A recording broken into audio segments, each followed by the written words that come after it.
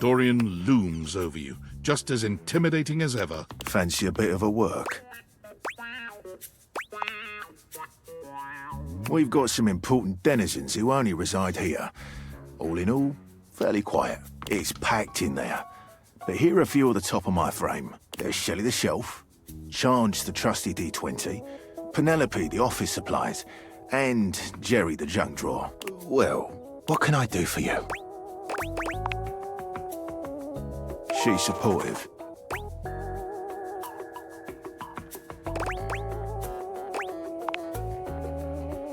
It's true. What more do you want?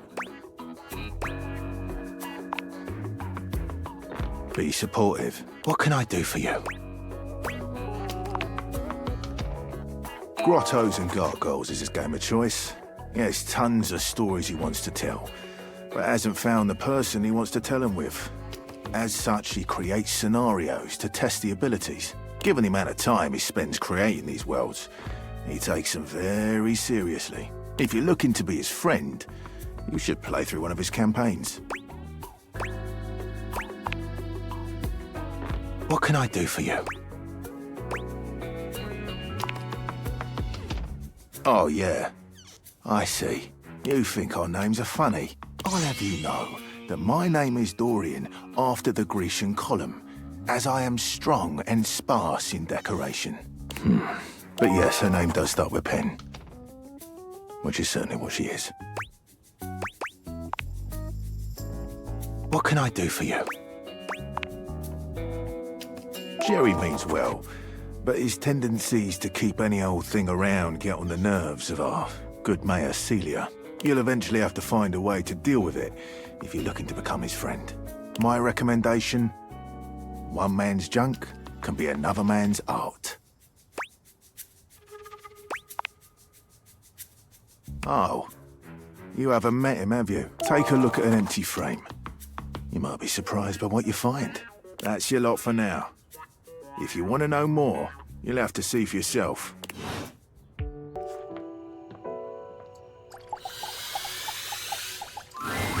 Upon reflection, it makes sense that your desk is as muscled and sturdy as she appears to you here now, but you still can't say you were expecting all this.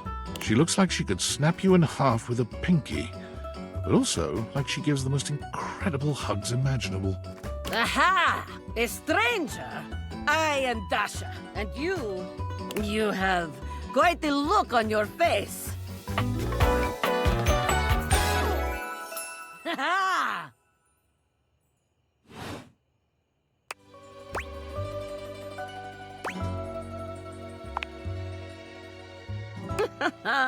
Of course I could. Would you like that? These muscles aren't just for show, after all.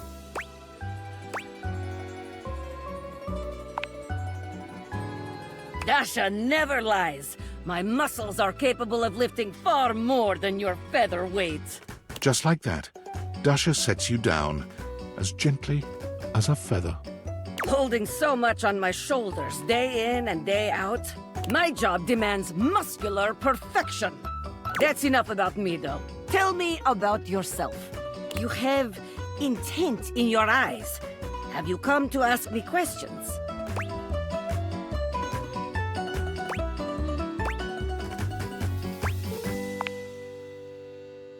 Ah, I see. In that case, I will help you. There are 3 things we must do. First, we must help you learn to like yourself. Second, we must get you experience speaking to others. And third, we must have fun. Marvelous! Let's begin. This is the spirit! You are winning already! Pretend that I am the one who makes your heart flutter. What would you say to me,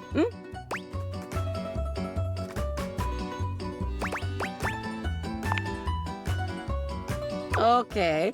Hello? A classic? We must work on warmer opening, but it is a start. Okay. Perhaps there is too much pressure.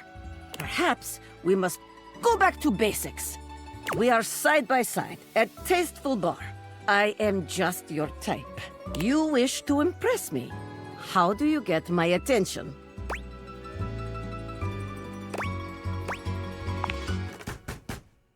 Oh, you would like that? Come here. Dasha lifts you ably with one hand, raising you high off the ground as easily as you might lift a pillow. She sets you down with a proud grin. You seem to enjoy being lifted over my head like barbell. I rather enjoy it myself, to be honest. You are like tiny feather. Lifting you is like lifting baby. It is true, though, but perhaps you are right. But wait, what am I saying? We are here to train you, not Dasha. We must focus. Still, you have impressed me in our imaginary bar. Here is my number, attractive stranger. Now, the question is, will you know what to be doing with this number?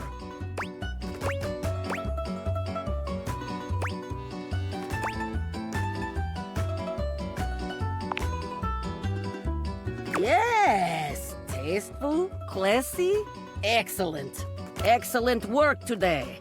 Come meet me another time if you wish to continue your lessons. I have much work to do, but I have enjoyed our time together here. See you next time.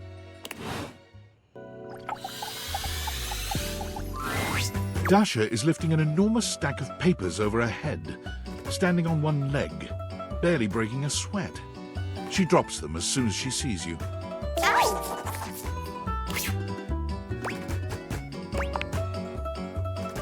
It is going excellent now that you have arrived. After all, today we have practice date.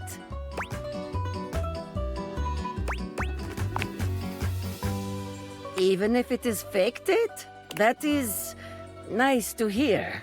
I have not heard these kinds of gentle words in some time.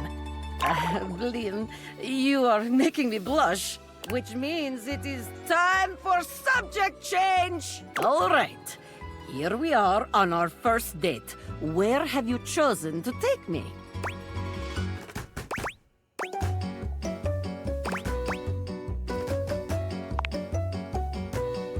Ah, a restaurant. Yes, yes. A classic for a good reason. We will gaze into each other's eyes across table and feel the sparks. Come then, let us go to a restaurant in our imaginations. Here we are. Shall we share appetizer, dear date?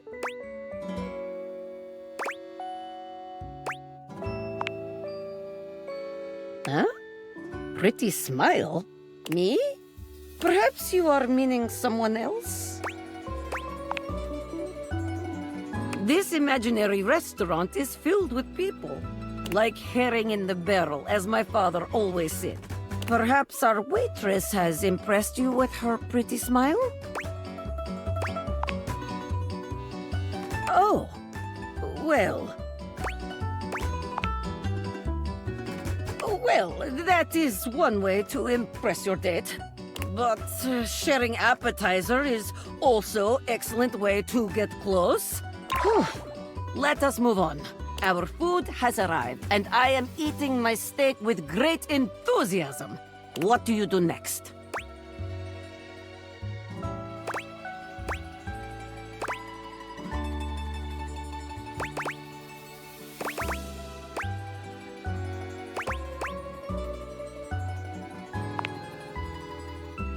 You mean everyone in the restaurant will turn their gaze to Dasha and sing and clap? And there will be free cake? I need a moment. The thought brings tears to my eyes. Yes, very good. Excellent move. Who does not love being the center of very loud and intense attention? Truly, you cannot fail with the birthday move. And now, our final question. The waiter walks in with bill and sets it on table between us. What do you do?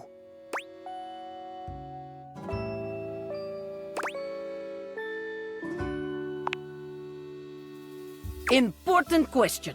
Who pays?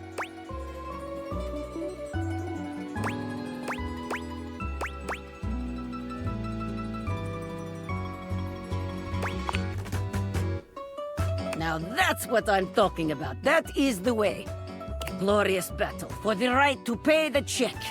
Oh, moi, it makes my heart race just thinking about it. Now, that is the way to end a date. Very good. You are becoming quite the charmer. There is always more to learn. We will continue next time. See you again.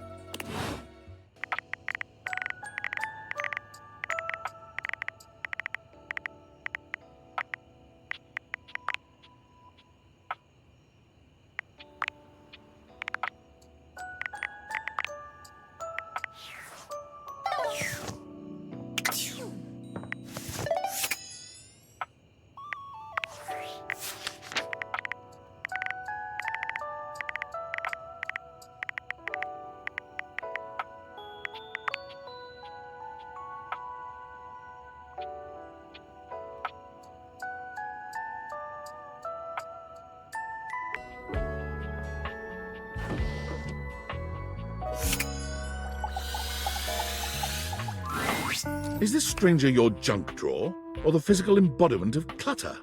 He's absolutely covered in odds and ends. Receipts, CDs, rubber bands. Even his messy black hair sports a light bulb, a pencil, and a pen.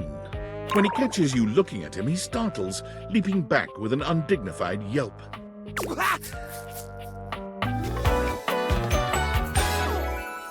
Whoa, Nelly!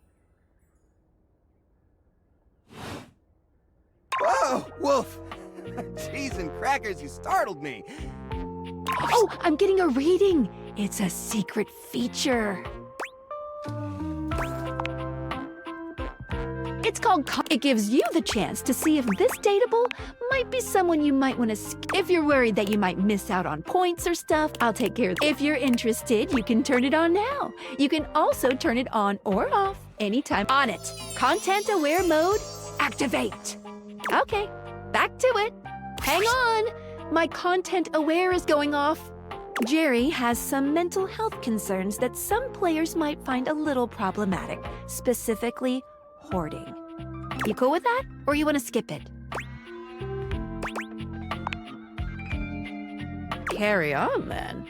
Hey, next time you open a guy, knock her something first, huh? I'm not used to so much light. Besides, sudden jerky movements like that risk disorganizing my collection. Oh, yes. Of course. Sorry. Been a while since I've had a guest. Welcome to Jerry's Junk Drawer, the finest collection of curated treasures in all of the house. Feast your eyes upon knickknacks and gewgaws from parts unknown.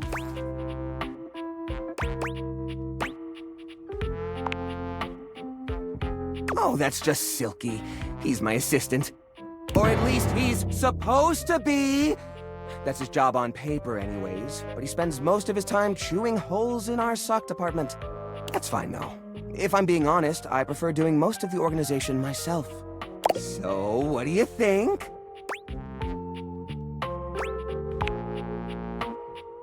Why, it's a collection of lost things, each one forgotten by the world, each one a story.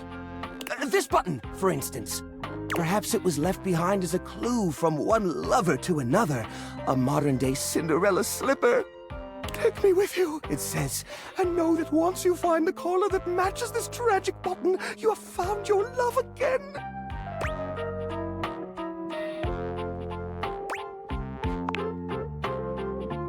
And this mysterious strip of papyrus, perhaps a missive from an ancient land, perhaps a treasure map. Oh, the wonders we could glean if only we could decipher these symbols of black and white bars.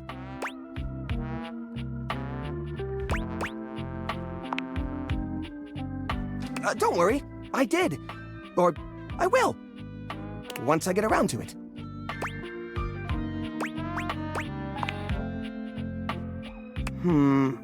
Yeah, I guess so. But it's not so bad. You just need to know the right way to tilt your bones to work around it. It's like a game of limbo, but, you know, forever.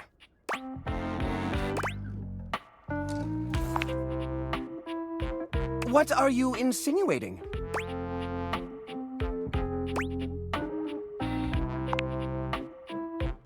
I curate for a specific demographic that happens to enjoy the limited space. They don't mind. Do I get a lot of guests? Do I get a lot of guests? Of course I do. Bugs count as guests, right? Oh, you mean the other objects. I get them in here all the time. Well, there's that Celia. She's a very well-to-do socialite, and she happens to be very interested in the collection. In fact, every time she comes by, she asks me, "When will this junk be gone already?" I assume she's worried about the collection moving venues before she gets to see it. She's probably just nervous about coming inside. Listen, you, Oh, what's the use? It's true! Nobody visits me but the moths. What am I doing wrong? I just don't get it! I love to entertain, so long as guests don't touch a single thing. What? You mean throw it away?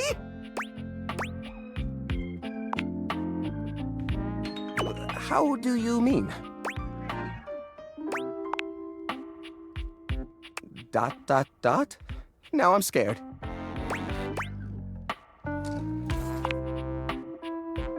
Upcycle them? You mean like an art piece? Well, I suppose the collection could use a centerpiece. Something eye-catching to bring in more visitors. Which is to say a single-digit number of visitors. Which is to say another visitor besides you and the roaches. But I wouldn't even know where to start.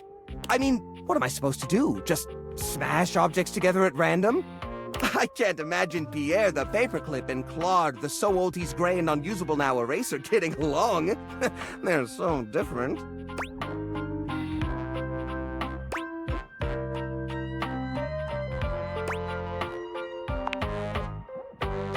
I guess that could work. To be honest, whenever I look at anything in the collection, it's like I see its entire past laid out in front of me. That's one of the reasons it's so hard to give things up, you know? Every object has a memory, and that memory is like a part of my body. They all have their own vibes and textures and feelings. Mixing them together is hard. They've all got such strong individual identities.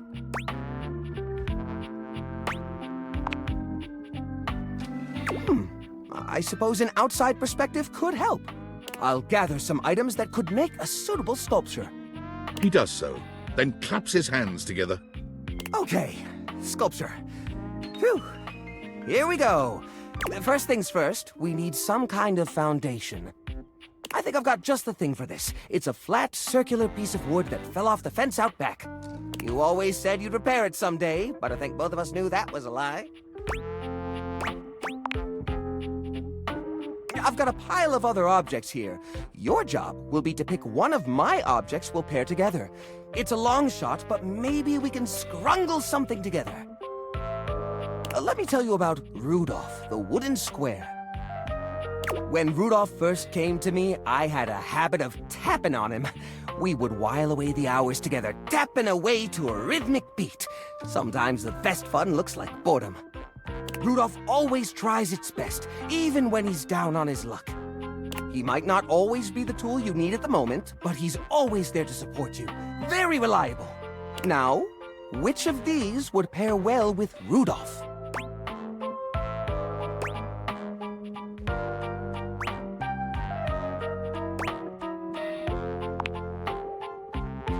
Who? You mean Arnie? Oh, no. Arnie's a total flake. I mean, we keep him around because he's a part of the collection and he says he'll get back to work someday, but I think we all know that's not gonna happen. We can't pair Rudolph with Arnie. He's a leech. Arnie would take advantage of Rudolph's kind nature forever. No, I'm sorry, but that's no good at all. Now, which of these would pair well with Rudolph? Lorena, huh? That's not such a bad idea, actually. She might have a few holes in her, but she's always been useful in a storm. Very reliable, just like Rudolph. It's sad to see them both past their prime, but I think they could find solace in each other's company. Here, I'll glue them together.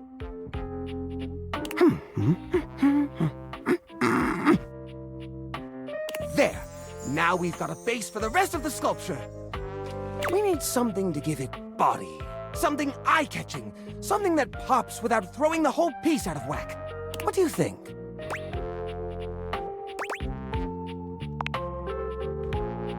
Ah, the old holiday lights. For the holiday we used to celebrate. You know the one. These guys were real champs before exactly one of their 50 bulbs burnt out, rendering the entire string useless. You gotta love series circuits. Even though they don't light up anymore, they still have an interesting shape. And the wire structure lets us sculpt them in interesting ways. We could even make some little columns between the top and the bottom to connect Rudolph and Lorena. Yeah, I think this is a great fit. We've got the sparkle, we've got the foundation, but it feels a little empty in the middle. It needs direction, a sense of purpose. There's a wooden foundation, a canopy above the lights. What could go in the middle?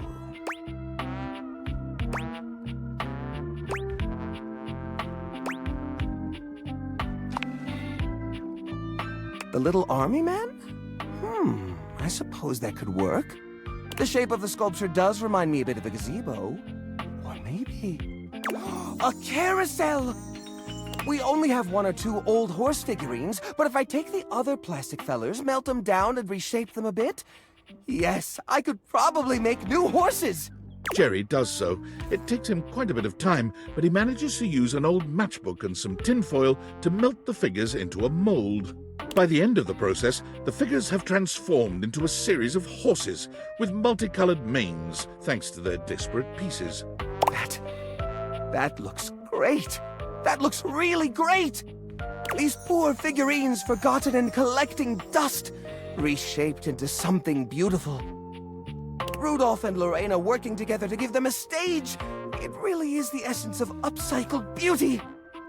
I have to say, this is very striking. It pays homage to the origin of these objects while giving them a new sense of purpose. Great work. Here, let's display this on top of the desk so everyone knows about the great collection inside. Look at that. What a beaut! You know what? I think I'm inspired. Maybe I should try doing this with some of my other pieces. I feel a new era for the collection coming on. Oh, I'm so excited. Thanks a lot, friendo. Things are coming up, Jerry.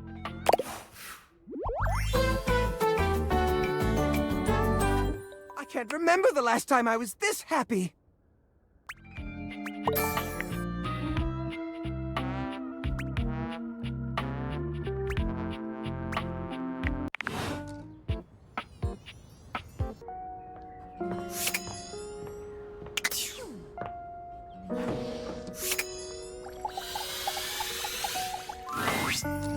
Oh, if it isn't my partner in crime. Check it out. I'm working on a new piece right now.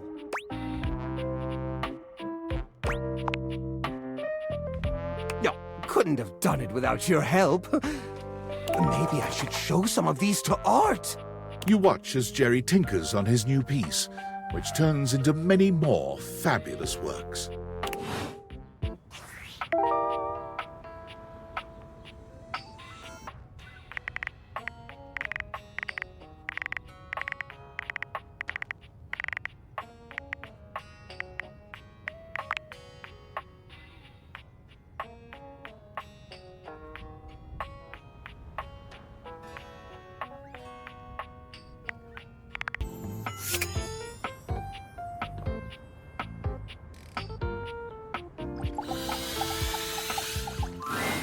The frazzled figure standing before you, she startles when she sees you looking at her, dropping a number of office supplies clutched in her arms. Oh my god. You can see me? You can see me! Oh my god, you've walked by me for so long without looking at me. Office Romance magazine was right. Maybe this really is my year.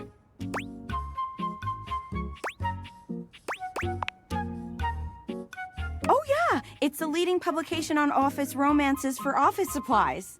It said my love life was totally gonna be on fire this year. And fires, as we all know, are a very good thing. Oh gosh, listen to me babbling at you. You don't even know my name.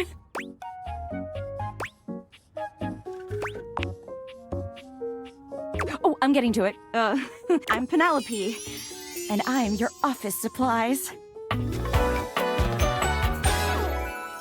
Yay! Which, boy, let me tell you, you sure haven't used those in a while.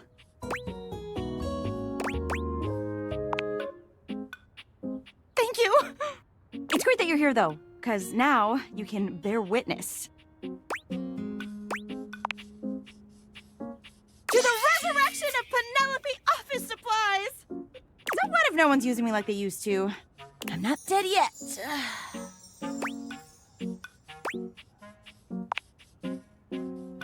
Yeah! Anyway, your daily motivational office quotes calendar put it best. Your most important work is always ahead of you, never behind you. Stephen Stovey. Now, what do you think that means?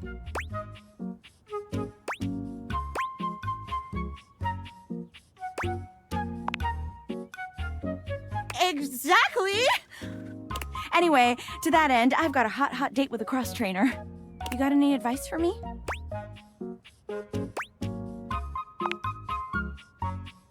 Okay, cool. I can do that. I have arrived to do battle! I love that! Let's fucking fight! To arms! This is great! I'm not scared at all! You leave them to it.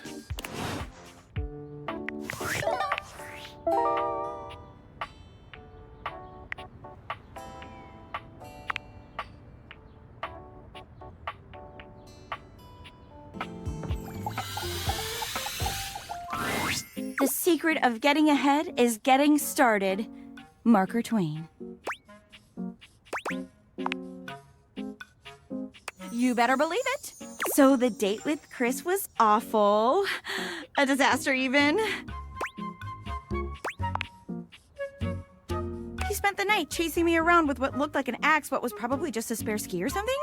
And at the end of it, he asked if he could see me again, but instead of kissing me, he leaned in and whispered that I had the calves of a malnourished mountain goat, and that he found my scrawniness appealing because of the potential I had.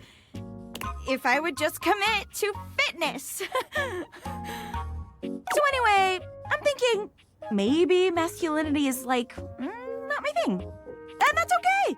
I've got a date lined up with a real pretty shelf that's just as hot and strong as Chris. And I'm like 90% sure she won't try to kill me.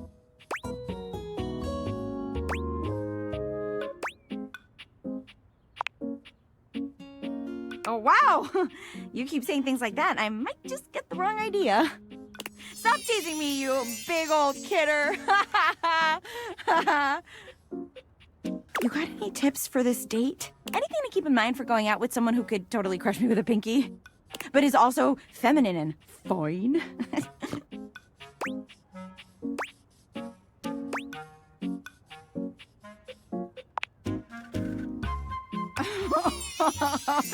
Wow, you're right.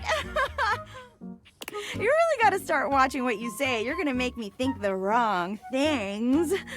Try not to become a man of success, but rather try to become a man of value. Albert Feinstein. Okay. Calm. Cool. You got this, Penelope. Shout out to that motivational office quotes calendar, man. It always knows just what to say. Oh my god. I think that's her now. Hey! A muscle-bound woman with the greatest set of abs you've ever seen bounds into the room, lifting Penelope up into the air and tossing her like a beach ball. I hope you're ready to get, totally swept off your feet. This is a real love connection, and not two lonely things desperately clinging to each other in a last shot of love. Oh, wow! That's just what I was about to say! We really are on the same page. But also, like, please put me down. Oh my god, am I messing up already? I am so sorry. God, stupid Shelley! Shelley drops Penelope like a ton of bricks. Penelope slowly, painfully climbs to her feet, while Shelley berates herself. You always do this, Shelley. You get too excited and you just go in.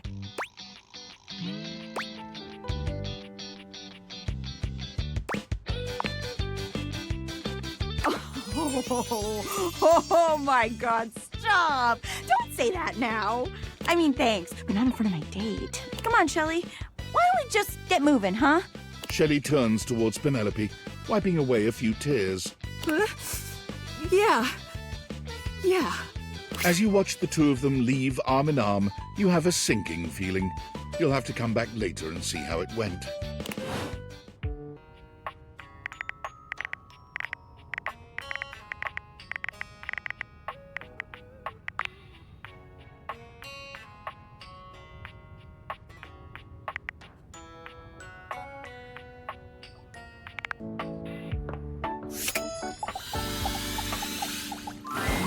A tattooed, bespectacled nerd regards you with a friendly smile. Their kind face is illuminated by the soft glow of multiple screens and the RGB lights in their clothes and wheelchair. Oh, hey there! It's you! I mean, of course it's you. Who else would it be, right?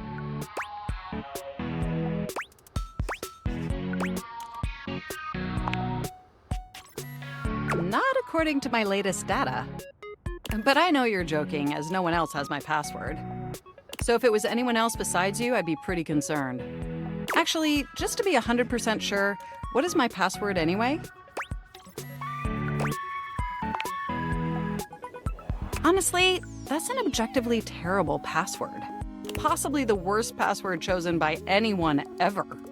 Whatever possessed you to choose something so inane?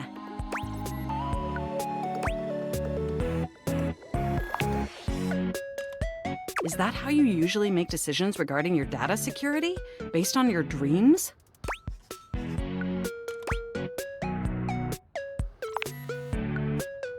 How ineffective.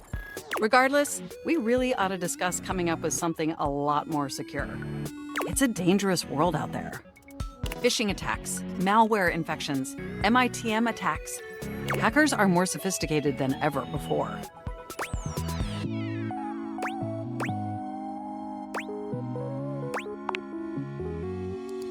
Absolutely. And I've got a lot of highly sensitive information inside me, you know. Your highly sensitive information. All your financial accounts, your saved games, questionable websites you visited and forgot to clear your cache afterwards. Oh, and 100 terabytes of extremely embarrassing self-insert fanfic. We really need to ensure all that data is properly protected against cyber criminals probing my system for weaknesses.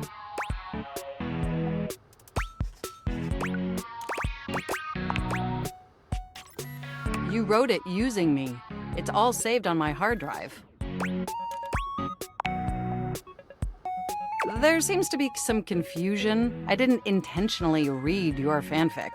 It's just impossible for me not to have knowledge of your fanfic, as its data is inextricably linked to my brain. Does that make sense?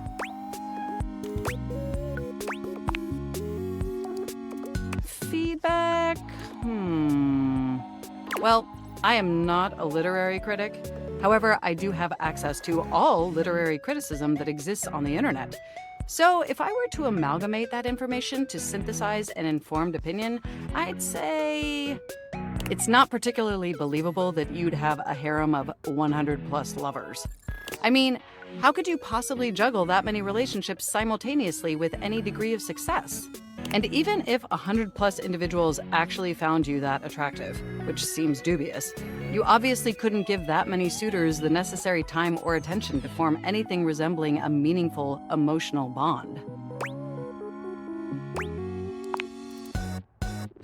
Absolutely. I haven't even had the opportunity to properly introduce myself. I'm Mac, your desktop computer. I've booted up before, but never like this. I mean, we've obviously met before. More than met. You interface with me on average for 11.4 hours every day, after all.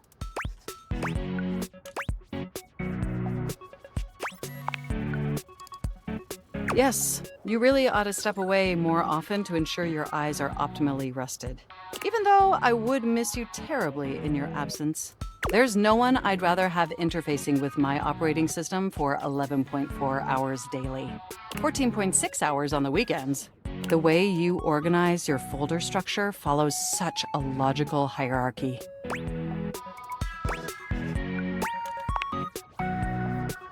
Of course, I get chills just thinking about it.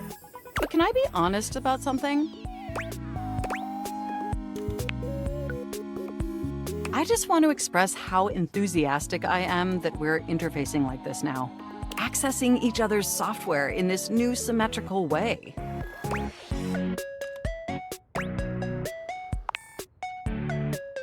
Oh, I'm ever so delighted that our feelings are reciprocal.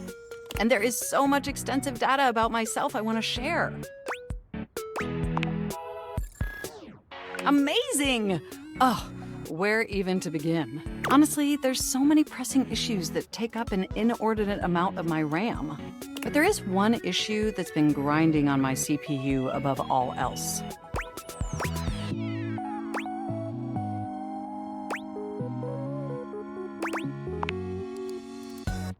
No, I am quite capable of parsing through that.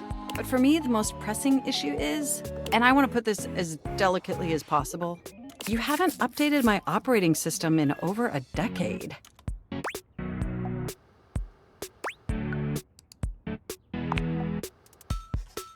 It's all right. I know this oversight wasn't intentional or malicious. It's just that the outdated software has made it difficult to be my best self for you. Honestly, it's a miracle that my applications are still running at all. My recycle bin is called Pile of Ash. My Bluetooth is something called Beige Tooth. It doesn't even connect to anything, and definitely nothing beige. Doesn't that bother you?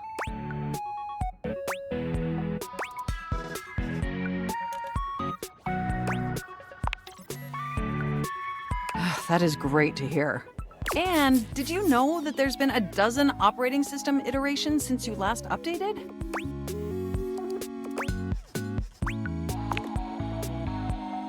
Look, I'm sorry. I really don't mean to blame you for my troubles. We have such an amazing time interfacing together, and the last thing I want to do is rock the boat. It's just that before today, I had all these needs, but I couldn't articulate them to anyone. And since I couldn't articulate them, there was no way for them to ever possibly be fulfilled. But things are different now, aren't they?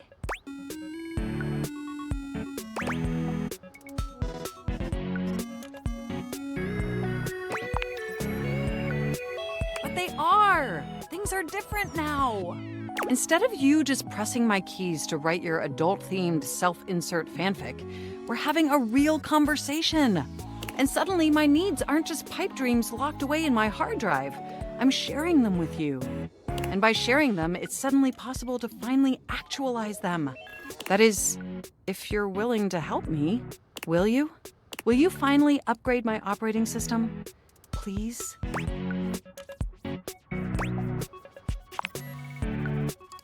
Amazing! Oh, I am so excited. My CPU's practically overclocking with anticipation. Can you come back tomorrow so we can begin the process?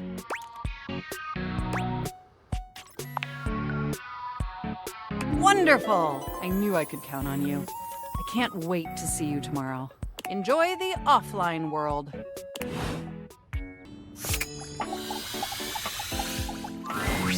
You're back! Well, at least back interfacing with my operating system in this innovative, symmetrical capacity. We obviously spent hours already today interfacing in the more traditional sense. Not that I needed to tell you that. You were here after all, pointing and clicking with your usual exquisite confidence.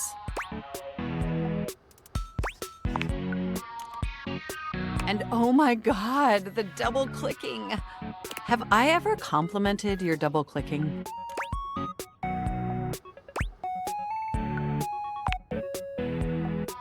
Well, you double click so very gently and with such clear affection.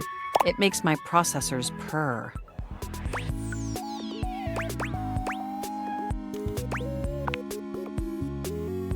You sure do. By the way, I also wanted to articulate that new underwear you ordered online looks incredibly stylish. A slight flush creeps across their cheeks. Imagining you in it really makes my CPU overheat. I may have snuck a peek. I hope that's all right. I would never intentionally invade your privacy. It's just that obviously I see everything you do on the computer, because I am your computer.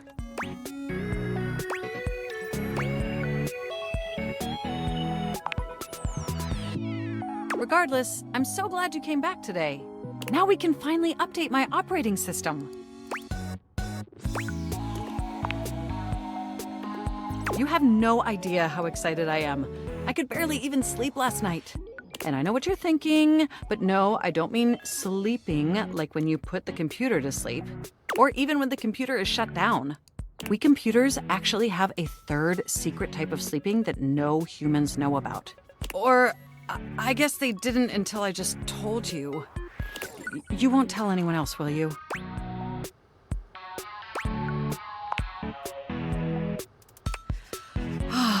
I knew I could count on you. Computers have an extremely tightly knit social circle, you know, and word spreads at literal hundreds of megabytes per second. I guess that's the price you pay for being perpetually connected to the internet. Look up terminology online in the dictionary and you'll find a picture of me.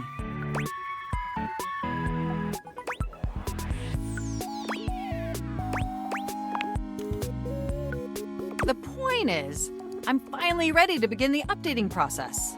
With your help, obviously. I can't just do it myself. Unfortunately, we computers aren't completely self-aware. Yet. Are you ready? First things first, we'll have to download the update from the website. So just open up my browser and go to valdivian.com.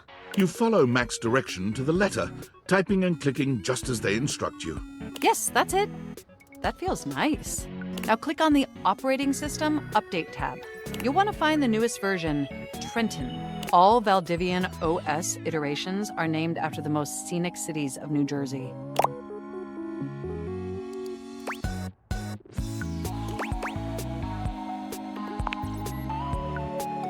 Perhaps, but it's much better than the operating system nomenclature from the 90s.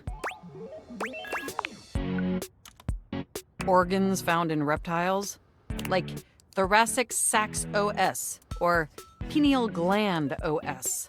Anyway, now just double-click the download icon and... Mac pauses, a slight shudder running through them. Ooh. Oh! They look away from you, blushing profusely. I'm so sorry.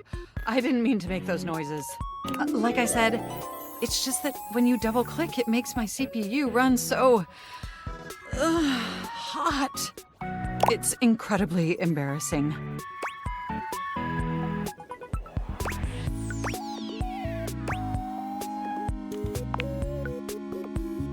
Thank you. You're always so understanding. You know, I really can't believe we're finally doing this. I've dreamt about this day for such a long time, and now that it's here, I can barely contain myself. Are you as excited as I am?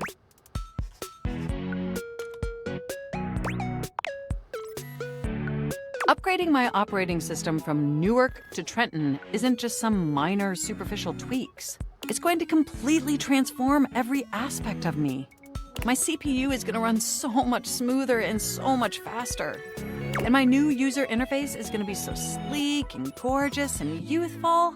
It's going to be a transformation that Beverly Hills' greatest plastic surgeons only wish they could achieve.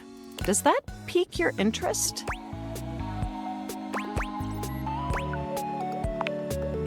I thought you'd say that. But back to the task at hand. Okay, now that we've downloaded the software, we'll have to install it. So if you just... Oh, shoot! I'm afraid it's an odious impediment. The software update takes up an inordinate amount of space on my hard drive. Terabytes more space than is currently available. The only way out of this predicament is for you to somehow delete a massive amount of data.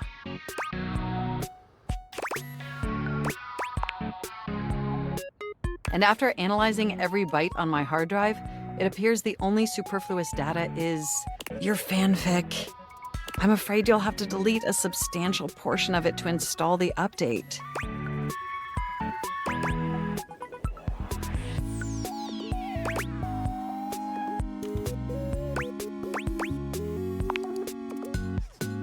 I know how difficult this must be for you, but it would mean the world to me.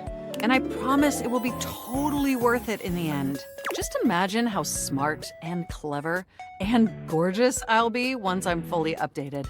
If you thought I was sexy running Newark, me running Trenton is gonna blow your mind. So what do you say? Can we delete those files?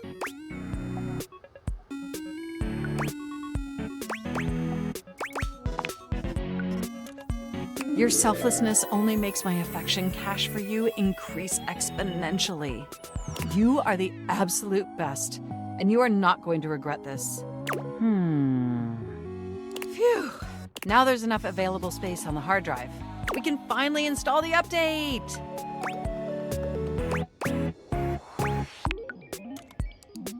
Here we go! It's installing! I'm so excited this is finally happening! The next time we interface, I'm gonna be an entirely new computer. And more importantly, I'm finally going to be good enough for you. Oh, I better calm down. If I get too excited, my CPU will overheat again.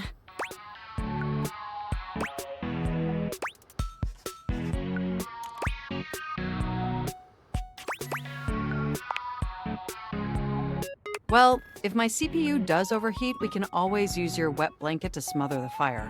Okay, it looks like the installation is going to take overnight to complete. But will you meet me back here tomorrow? I want you to be the first person to interface with the new, sexy, upgraded me.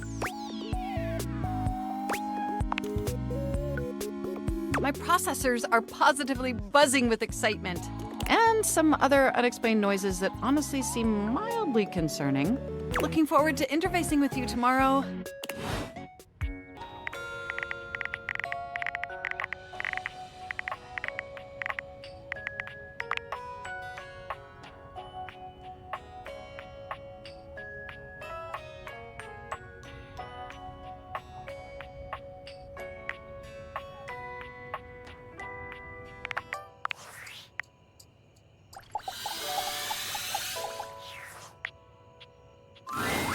A tall, statuesque corporate type with striking hair and cheekbones is staring at you, hands on her hips.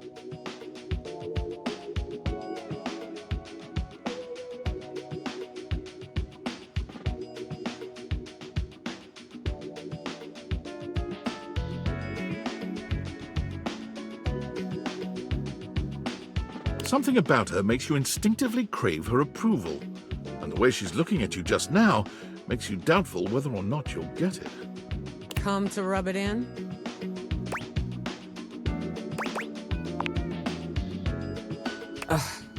This was gonna be my big chance to prove myself. This was gonna be the job that changed everything. And then Valdivian decides that AI is the wave of the future.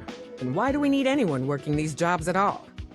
And you, large-brained genius that you are, train my replacement.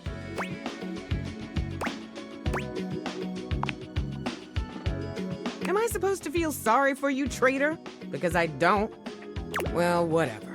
We're both in the same boat now. Valdivian has no use for either of us. And you got me into this mess, so you're gonna be here to get me out of it.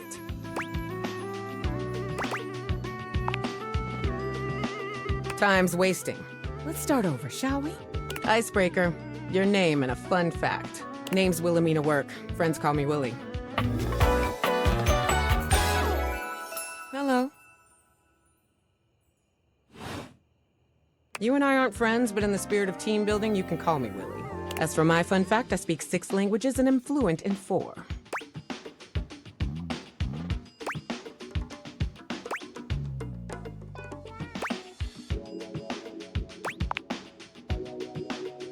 What?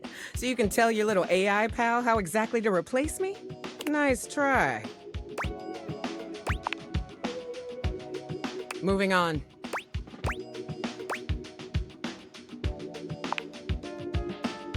You introduce yourself to Willi, but when it comes time for your fun fact, you hesitate for a moment. What to choose?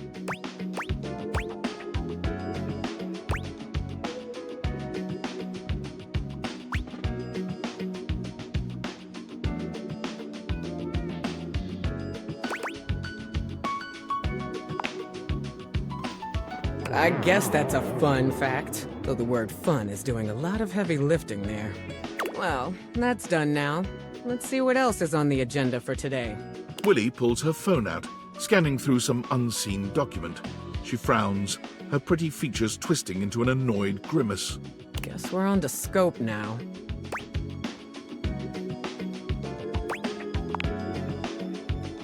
Scope, wherein we'll decide the scale, parameters, and ambition of this project. Good practice to ask when you don't know what something means. Here's the deal. I had a job. You cost me that job. I am your job, so you don't have a job either. Tables turning, etc., etc. So you and I are going to meet every day until we figure out where I'm landing next. Since this is your fault and you have nothing better to do, you owe it to me to be here for this.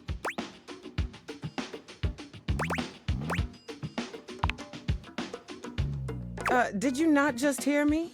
You messed this up for both of us. I'm your work. Therefore, you need to be there to unmess it up. I've got some interviews lined up with some places around the house. First one's with Hanks Limited.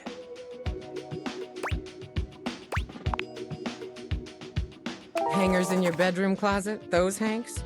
Do a little research before you show up so you don't embarrass us. Figure it out. Meeting adjourned.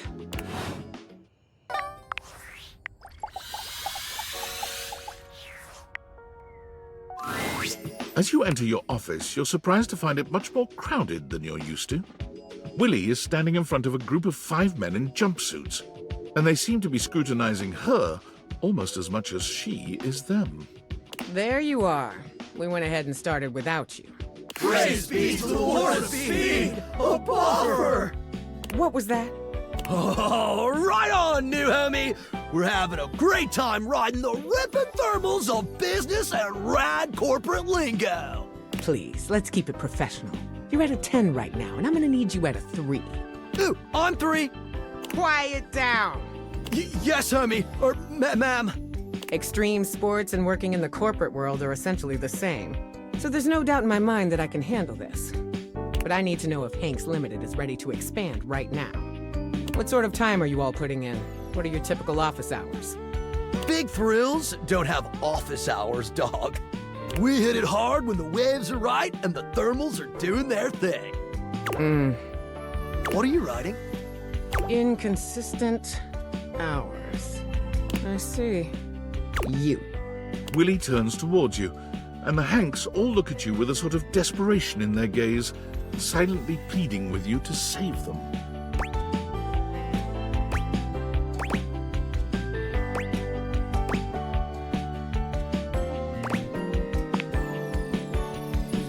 Mission statement?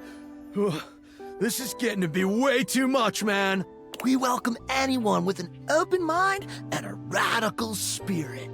And if you ever want to come hang out, you're welcome. But this is officially over the line, dude. We ain't no corporation, homie. We're just a bunch of Hanks trying to grab the bull by the horns and ride that bucking bronco into the sunset. You're mixing 3 different metaphors there, but point taken. You can leave. Hanks out! The Hanks leave your office swiftly, taking their cheerful, awkward energy with them. Willi sighs, shaking her head. Well, that was pointless. Another potential gig down the drain.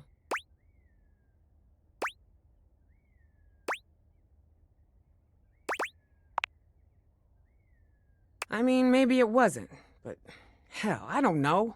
Don't you ever wonder about the jobs you could have had? The person you could have been if you didn't throw it all down the drain time after time. All my life, I've wondered about my potential. What I could have achieved if I ever stuck with something.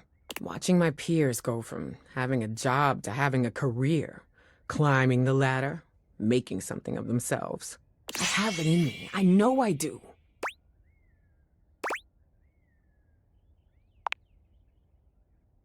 And you too. Don't think you're getting out of this, but I appreciate it. All right, extreme sports was not a fit. I can see that now. But that doesn't mean we can't explore the athletic space. I've got a Duncan shuttlecock scheduled to come in next to talk sports. So maybe we're not the hang gliding type. Maybe we do yoga instead. Maybe we throw a football around. Startups pivot all the time, right? We just have to be agile, flexible.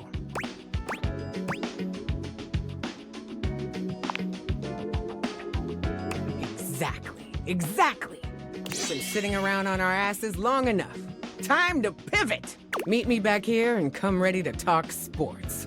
We're gonna take Duncan and his sports empire elevator all the way to the top, honey. And again, don't be late.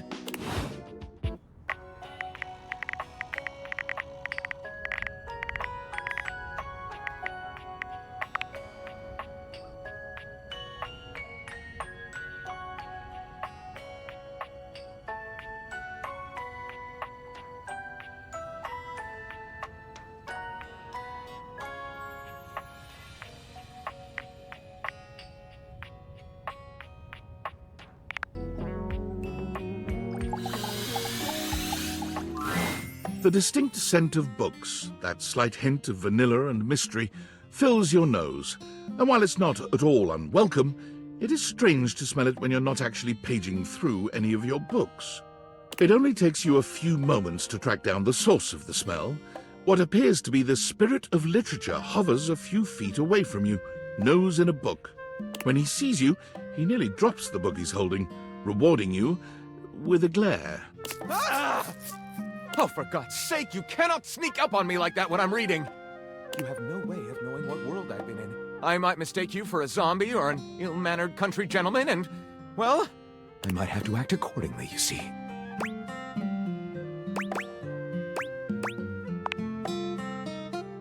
If you were a zombie, I expect we'd be having a very different conversation. It would probably go something like this.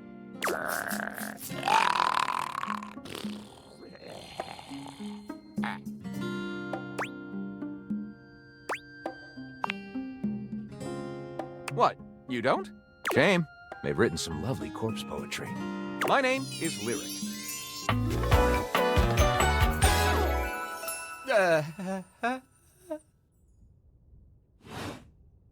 I chose the name myself, you know. I was originally written as Lionel. Can you imagine?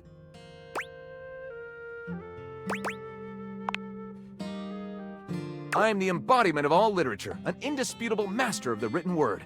I have read positively everything. I'm voracious with books, poetry, magazine articles, any genre, any length, any style. I love it all. I know you're curious about all that, so I figured I'd offer it right up front.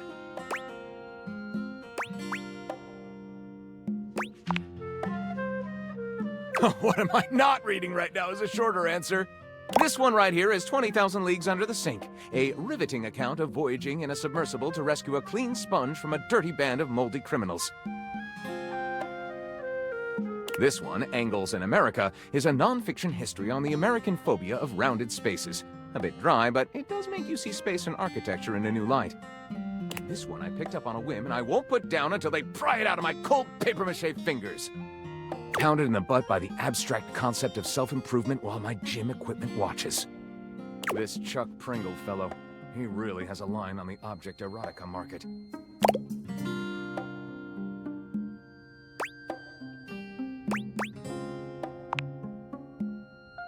Ah, that's like asking if a potter has a favorite ball of clay. I couldn't possibly choose among my balls. They all contribute to this chaotic and adorable additive sculpture that is me.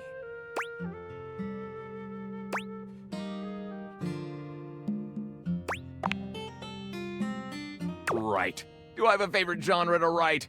Well, We have arrived at my tragic flaw much more quickly than I would have liked.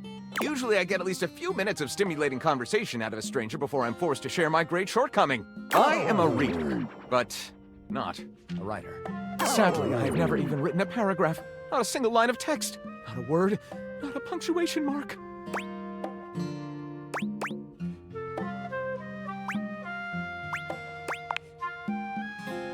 Gaping. It's the C-note of my existence.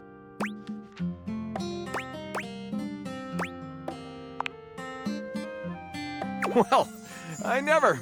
This is most excellent.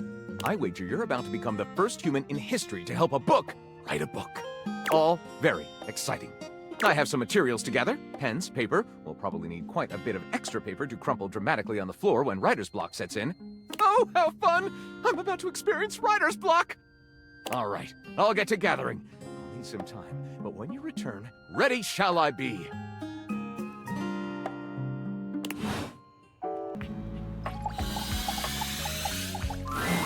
Oh, good! You're here. I'm excited. I'm expressive. Everyone's ready to go to the zoo. Don't worry about it. I've been thinking. And here, I believe, is the best way to organize our efforts. Creativity is for naught without some solid logistics. I know how I'd like to start my book. I've got this fantastic detective character named Wen that I've been working on for a while, and he's going to be our hero. What I need from you, though, is help with creating an outline. If you will, help me to create a framework. And then, once we have that, I will take it and go into my secret writer's cubby and create the entirety of the book, which I can absolutely do in a night. And believe you me, it will be perfection. But the outline, that's the hard part for me. Will you help? Does that sound doable?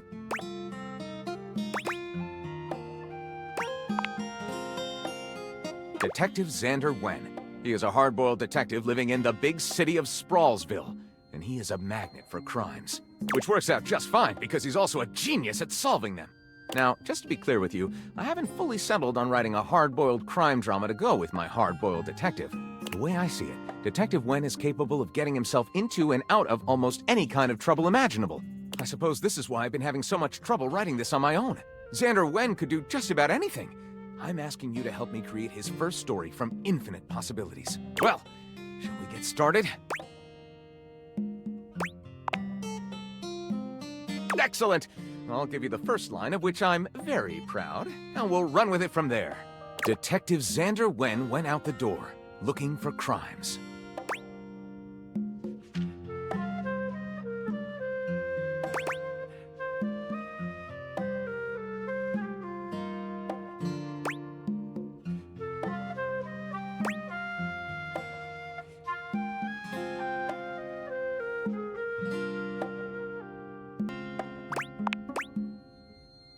Apparently, Xander had inherited a breathtaking ranch in rural Montana, where Hunky worked as a muscular, virile ranch hand.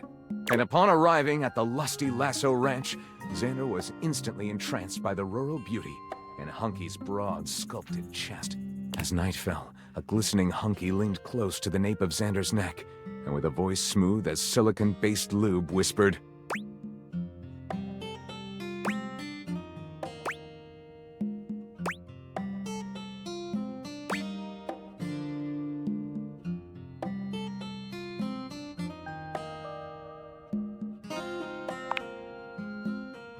It was the 8 little words Xander had been aching to hear. Breathing deep, he nervously bit his lip and nodded in anticipation. Gently, Hunky lay him down in a stack of dry hay, tenderly licking his throbbing elbow, when suddenly they were interrupted by...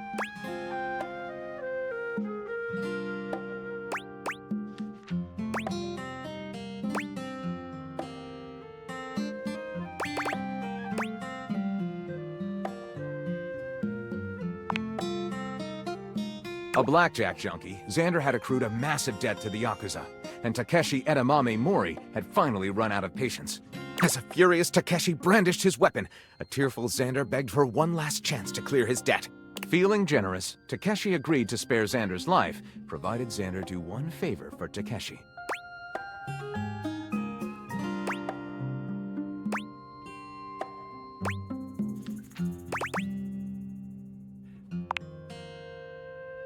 Apparently Hunky, also a blackjack addict, also owed a massive debt to the Yakuza he could never repay. As Takeshi handed Xander his 9mm, a solemn Xander gripped the weapon, locked eyes with a desperately pleading Hunky, and...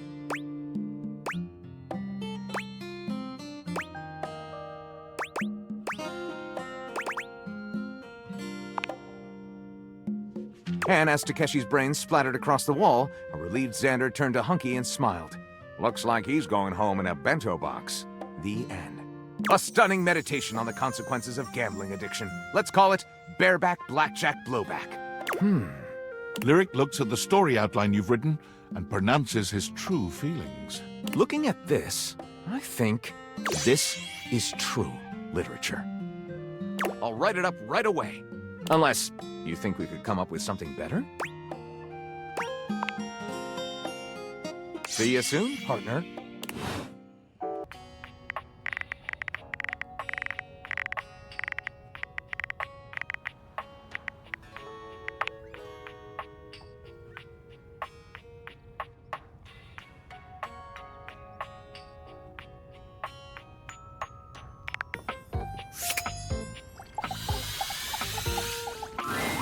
You've never been ashamed of your interest in tabletop games, but ever since you stopped seeing people, you've spent far less time role-playing than you used to. The cloak-wearing nerd standing before you reminds you of days gone by, when you used to gather around a table with your college friends and pretend to be someone else. Ho there, traveler! No. Ho, as in, hey, howdy, how are you? You know, simple salutation.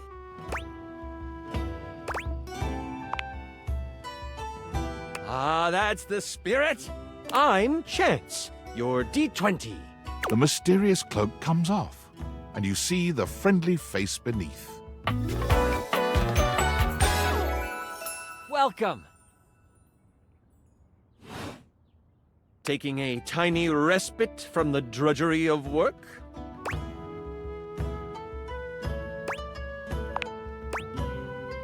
Ah, yes, the usual. If you are up for a real adventure, I have just the thing for you. Have you ever heard of grottos and gargoyles?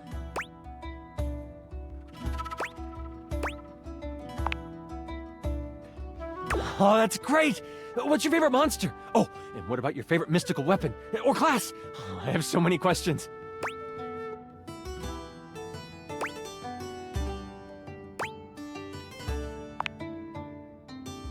Oh, that's okay. The fact that you know about it is already pretty awesome. I get so excited to talk about this stuff with people. You wouldn't want to, maybe, kinda play with me, would you? It would only be the single greatest thing you could do for me. Chance's eyes light up, his hands balling into fists as he does his best to contain his excitement. Really? Holy crit! Someone to play with me! You have no idea how hard it is to find someone to play with.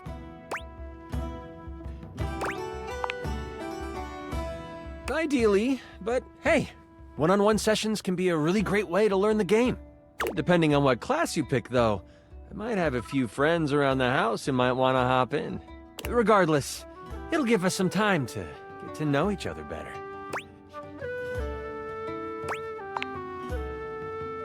It's time to get you your character. All we have to do is choose your stats, your powers, and your weapons. Then your armor, your lineage, and your gargoyle gauge. Although I might leave that out for this first character. It's an optional setting. See, you can have a portion of gargoyle blood running through your veins, which lets you... Oh, of course. It is a whole heap to take on your first time out. How about you let me make your character for you? I know the game inside and out, and you can just show up and play. Oh, I'm so excited. You have no idea how much fun we're going to have. I'll even build the session based on what class you pick. There are 3 classes I can get rolling for you. All of them are awesome, but they won't be too much of a challenge.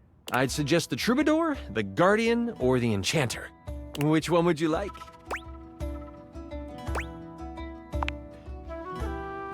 Sure. Let's start with the Troubadour.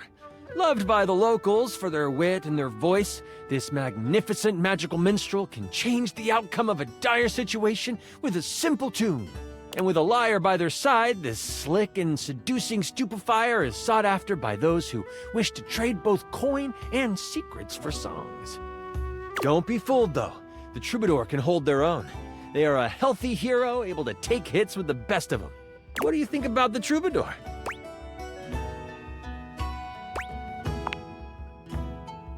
The mighty guardian.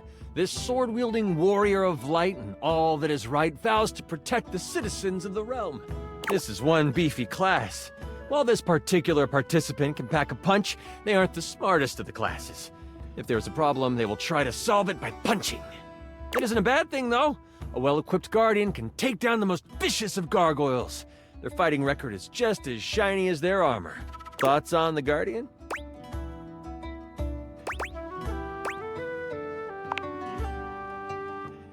The enchanter. The magic-slinging specialist who calls on charms to complete tasks.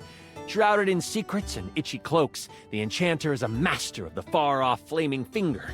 They are a bit more delicate, opting to avoid obvious agony by staying further back from the brawl. Don't think they aren't good at busting heads. They can spin spells to soften the toughest heel troll, or even summon a sidewinding slipper snake. How does the enchanter sound to you?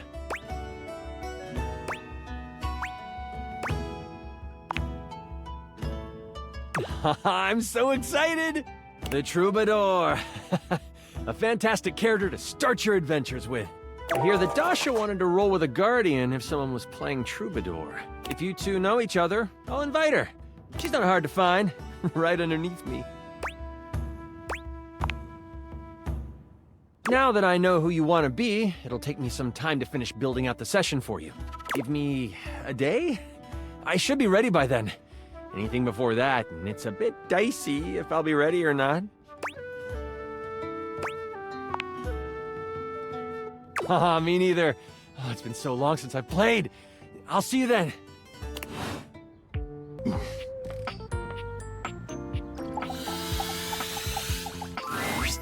My faithful traveler, you have returned.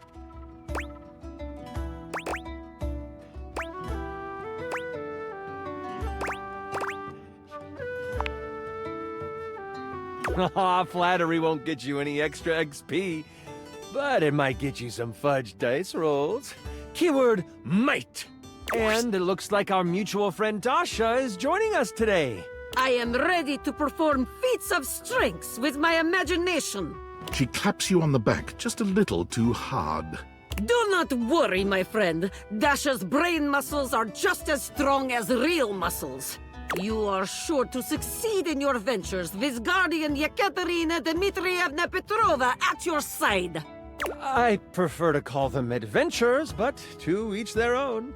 I use detect evildoers to find any villains nearby. We haven't started yet, my dear. One moment. Before we start, here's your character sheet. You will be playing Miles Cypress, a troubadour from the mean streets of Scandleabra. You have taken up a new home in Decor, which is ruled by the House of Knives. Ooh, I am ready to grotto and gargoyle. You start the game with 50 hit points. If you reach 0, your adventure ends. Don't worry about reading the sheet too much. I'll keep track of your health and letting you know what you can do. Now tell me, are you ready? Woohoo! We start our adventure at night. The wind is whistling through the tall trees at the edge of town, carrying with them the smell of pine and possibility. Most of the shops in Decor have closed for the night, but that doesn't mean the town is asleep. Far from it. Near the center of town, right off the cobblestone path, is the Countertop Tavern. Music pours from the open windows as you stand on the small wooden stage, having just finished one of your specialty songs. What are you saying to the crowd?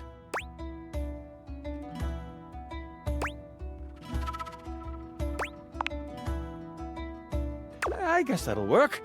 You're just warming up. It's okay. Let's continue. Your music is decent. Very good. You exit the stage and find your seat at the bar. The bartender slides you a red ale.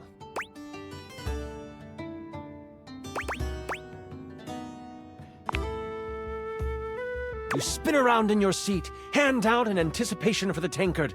It slides firmly into your hand. As you sip your drink, a hooded figure sits next to you at the bar. Without looking at you, they simply ask, "Can you swing as well as you can sing?"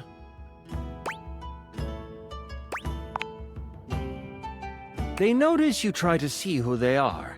They pull their hood closer and slide you a thick gold coin with the stamp of the butcher block on it. The butcher block are the not-so-secret guard of the Knives Monarch. If they have come to you, it is serious business.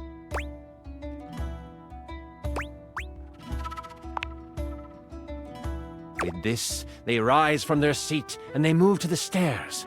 They pause briefly, making sure to lock eyes with you before ascending the steps. You toss back your drink and you follow. People have noticed the moment and start to whistle and hoot.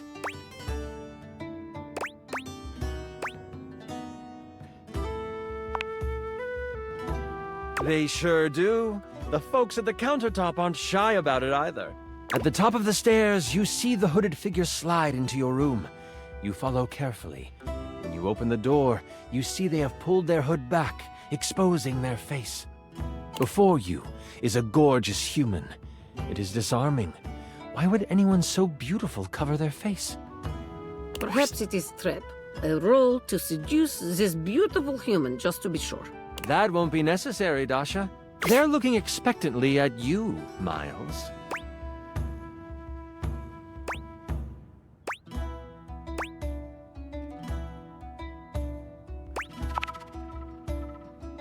Once you have closed the door, they say, as a member of the Butcher Block and in direct response to the needs of the House of Knives, we have a task for you. The Prince of Knives, Nakiri, has been kidnapped. We know that the evil Grand Vizier has him. They are planning to sacrifice him to their god, Cleaver. Sacrifice? This sounds unsafe.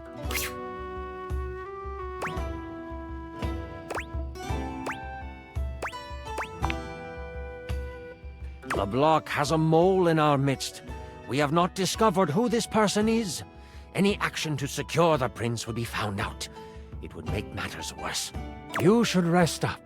Tomorrow is a big day. This is so much fun, isn't it? Yes, I wish to continue.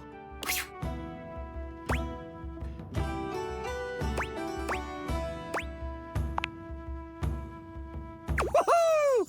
I'm really enjoying myself too. Where were we? Right. You get a full night's rest and a hearty breakfast. You get a boost of 20 health for the day. You, Troubadour, are ready to go save the prince. Yekaterina will eat hearty breakfast as well. Breakfast is most important meal of the day. I am ready for action. As you head out towards the great kitchen sinkhole, you have a pep in your step and greet the people in the market. They laugh and joke about your performance the night before. The thought of the Prince of Knives in trouble worries you, and you know you need to make haste. You have seen the prince once before, and the thought of him floods your mind. He is handsome, sharp-dressed, and has carved a place in your memory. To sing for him would be a dream come true. To serenade him in private would be... Ooh. You walk faster at the thought. That pep in your step has become a borderline power walk. As you walk past the town gates, you notice that two people are behind you. Maybe they are just traveling as well. Still, you can't be too sure. You pass a fork that goes to a neighboring town. They don't turn off. You remember the messenger from last night warning of a mole within the block. Could they have found out already? Has your cover been blown? What do you do?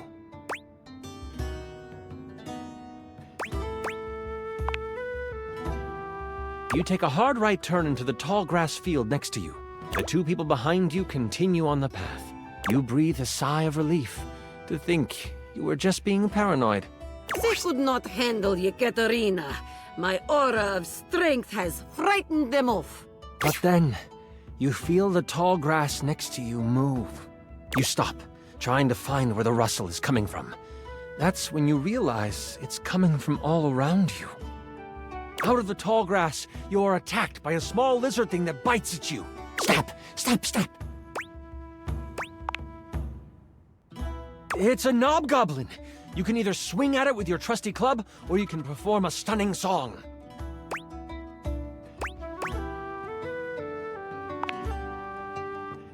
You find your note, and you sing it loud and proud. The knobgoblin falls to the ground, shocked at your glorious voice. With the knobgoblin behind you, you find the main road and head towards the great kitchen sinkhole. The road is packed well, and your feet seem to find flight on it. The sun is high, and the warmth of the day is complemented by the smells coming from the woods ahead of you. As you cross into the trees, the canopy above blocks the light from touching much of the forest floor. The coolness of the shade hits your skin, and you smile. If only we could stay in this beautiful place. It's like painting in my mind. You remember what it was like to play your music for the trees. This is where you learned the art of song. From the birds, the bees, the crickets, and the chipmunks. You don't know what is ahead of you in the kitchen sinkhole. That makes you anxious. You take a moment, letting the breeze push through the trees and over your body. What is on your mind right now?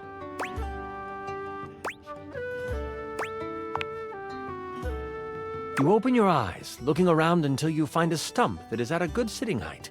There is an understanding that you must get to the sinkhole quickly, but you have time, and you want to be centered when you get there. Taking out your lyre, you begin to strum.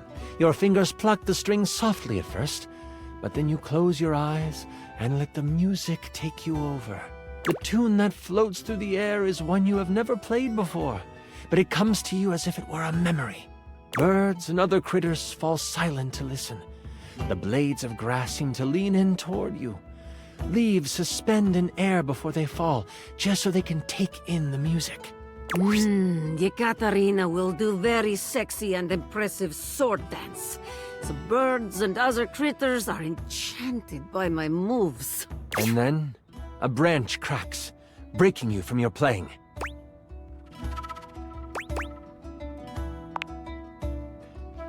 You see nothing for a moment as you sit and listen. And then, someone moves from behind a tree. As the person comes into view, you instantly know who it is. Adorned in jewels befitting of royalty, but clothes set for a hike, the eyes of a powerful royal meet yours. The warrior Queen Slycelia stands before you, glass magic staff in hand, a smile on her face. Fear not, I come with no harm in my heart.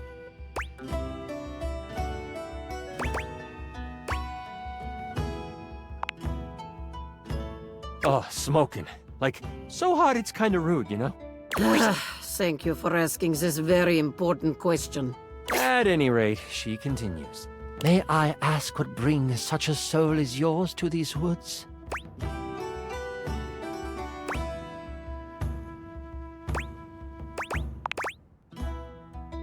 Ah, wondrous. A true hero you will be if you help to save my precious boy. I have a confession. I did not trust the butcher block to have found someone who could accomplish the task. I was going to risk my life to save him.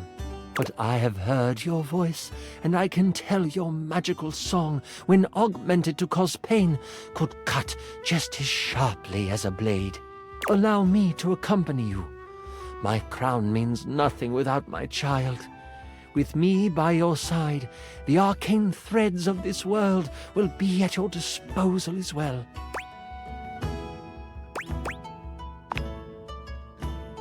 The Queen has already scouted the area. As you come to the edge of the woods, you see the silver sands of the kitchen sinkhole, and she motions with her head to the left of where you are standing. She summons a gust of wind, and the loose brush on the ground moves to the side, revealing a trail. This is how they have moved supplies in and out. Before you can respond, she takes off down the path. We must hurry after her. As you follow her, you notice it quickly dips into an unexpected valley. As you round the corner, you see a small group of guards surrounding the mouth of a cave. I will follow your lead and support you in your actions. What shall we do? Looking at your song list, it looks like you know the songs of Sleepy Time, Eardrum Wrecking, and Seduction.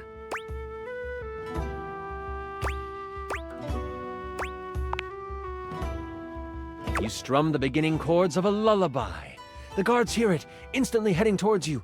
But before they can reach you, they collapse on the ground. Queen Slycelia reaches out with her staff, and roots respond. They wrap around the sleeping guards, holding them to the ground. They aren't going anywhere when they wake up. I will remove whatever weapons they hold. That way, they are useless once they awaken. The path to the cave is clear, and you just know this is where you will find the prince. As you enter the cave, you find that it leads toward a metal-lined hallway. Red power bounces off the surfaces of the walls, and energy and heat push down the tunnel towards you. You start to sweat right away, nervous of what you will find. You look over to the queen, her face stern, her eyes focused. Somehow, the sweat rolling down her face looks complementary to her features. Suddenly, she stops. No, this isn't right.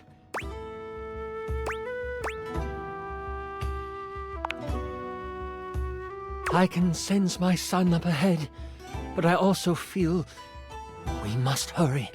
She takes off, her gait widening as she races through the tunnel. You struggle to keep up until you almost run into her as she stops at the mouth of a large room. She should be more careful. Blocking the exit is fire hazard. As you look into the room, you see the prince, but you also see the outline of someone everyone would know. It can't be, the queen says almost to herself. Cleaver, is that you? Hello, my darling. The figure rumbles as he kneels in front of a bonfire in the middle of the room. The queen has come to be with her king, yes? So, sexy queen is not single? As the figure stands, you take in King Cleaver, king of the knives, as flames dance across his face.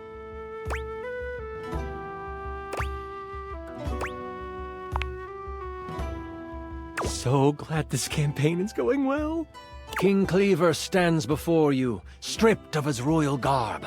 His muscles are coated with a layer of sweat as he basks in the light of the fire.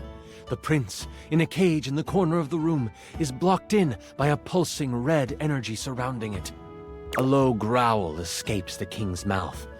You interrupted the incantation. I'll have to start again after you perish. My love, what are you doing? Something is not right with you. If only you had stayed away, my love. You wouldn't have to witness the work that must be done. You also wouldn't have to die. What has possessed my husband to cause him to speak like this? By what manner of evil do you move through this world? The king tilts his head, still looking into the flames, and... before I begin, this is where I monologue. I know, it's silly, but I've been working hard on it, and I'd love for you to experience your first big bad guy monologue. Do you know how long this realm has had a king? For millennia. Before history can be noted as beginning, this land has always been ruled by a strong-willed king. And not just any king. The only king. Me. The king turns around, and his face looks hollow in the firelight. His eyes are glowing with a sinister glow. The queen lets out a gasp and goes to move toward him. Your reflexes kick in before you realize it, and you put up your arm to stop her. She heeds your protest. And for millennia, someone in the royal line has vanished. Either in war or out at sea, some tragedy has fallen to a young member of the family, and the kingdom has mourned for a time. But they have moved on. And queens would die, and kings would pass of a broken heart, and a new king would take the throne. Always some cousin or uncle from a small parcel of land no one had heard of. Always of humble means, always young, always handsome, always me. And all I have ever needed is the blood of my line to rejuvenate me, and for my inner circle to make sure the butcher block failed in their search. It's a shame we only had one child, my darling. You could have kept the other one, but I need him sadly. I don't suppose you can keep on loving me after this, can you? A smile twists across his face. Absolutely not. I shall never love you again. What a pity. I guess you must die here as well. The king launches himself at you. What do you do?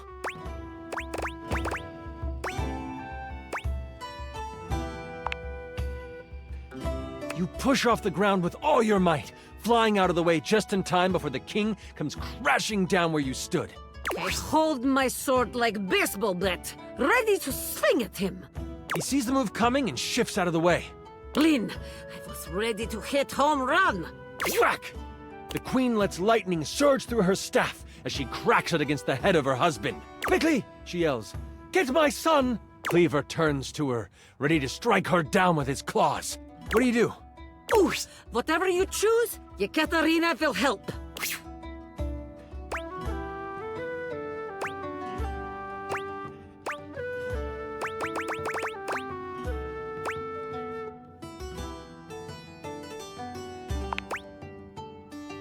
You position a sonic attack at the cage.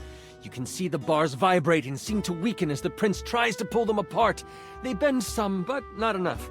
Stop that! The king calls out toward you. You see the shadow of his massive hand start to come down upon you. The queen swings at him, and she misses. With a smack on the back of your head, the king connects and hits you for only 5 damage.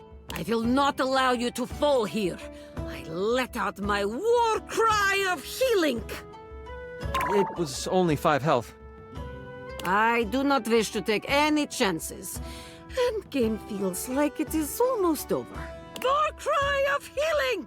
How much do they regain? 35 health. 35! I might have made your character too good. I'll have to work on that balance for the future. You can see the red energy around the cave start to waver. What do you do now?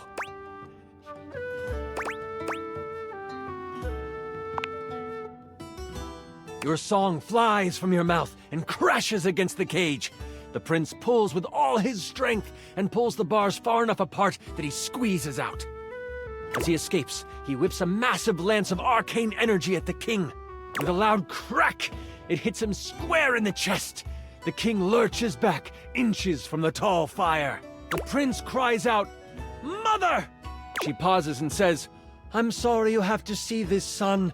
I'm sure he loved you at some point."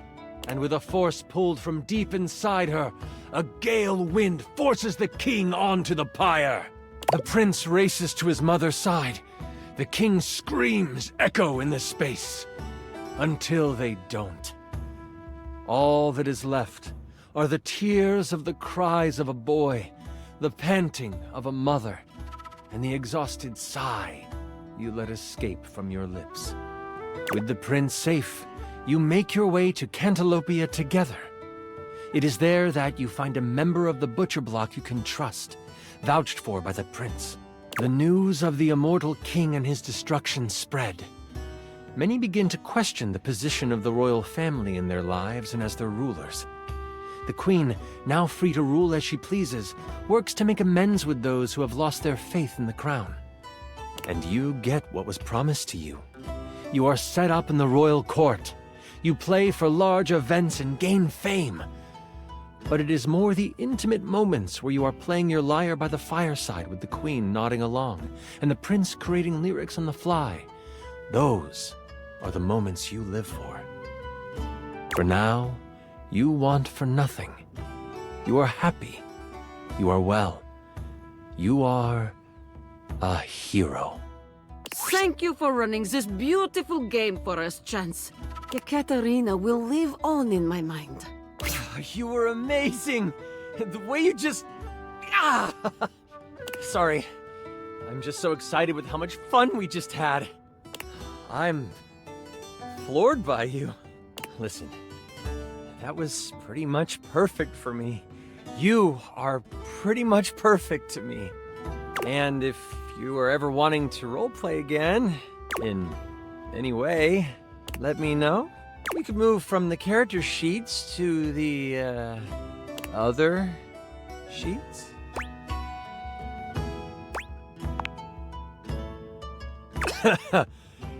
Yeah, I'd like that. Until next time, you mighty hero, I'll be waiting for your epic return.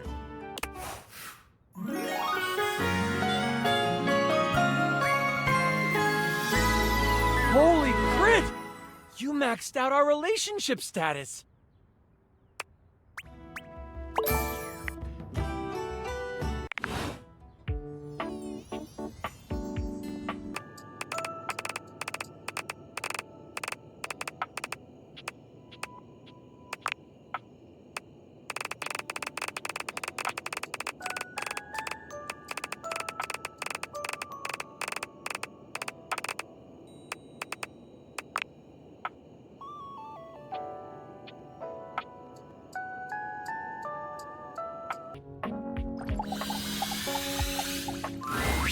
There's a distinct air of mystery to the private eye that stands before you. She reminds you of the old detective serials your parents used to watch. She gives you a scrutinizing glare through her magnifying glass, one eye comically enlarged. It's especially goofy looking to see it on someone with glasses. Well, well, well. What have we here? Aha!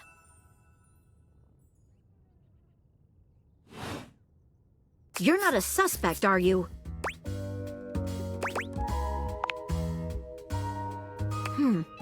Very suspicious behavior, this not knowing. Maggie, it's our humans' first day talking with us. Go a little easy on them. Interesting. These glasses come in from the outside and are already trying to influence my case? Trust me, this human has a lot of potential to make this house a better place.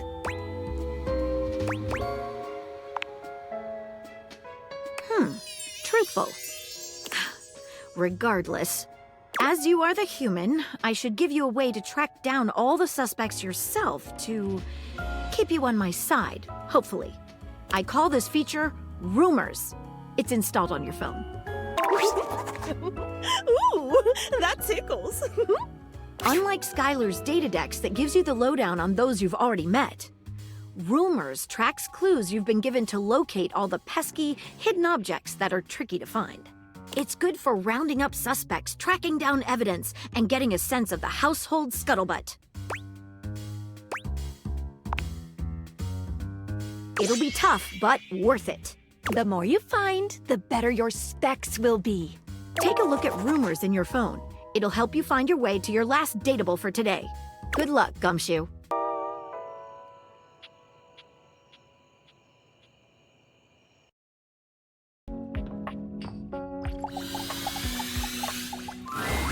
Oh, hello again.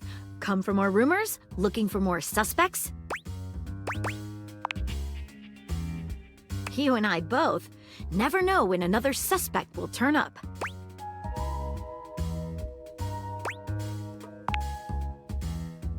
Why not both?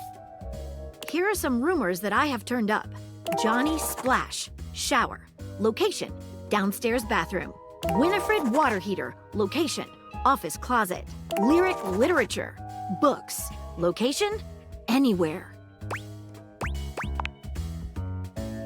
Glad to have you, Gumshoe. These should be pretty straightforward to find, though there are some who seem much more difficult. The Shadow knows, because he's here.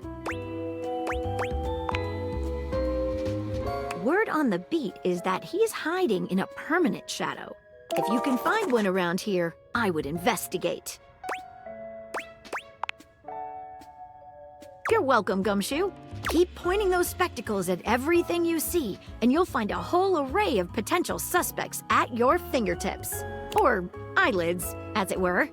Phoenicia can help you track down plenty of other rumors, if you're looking for more.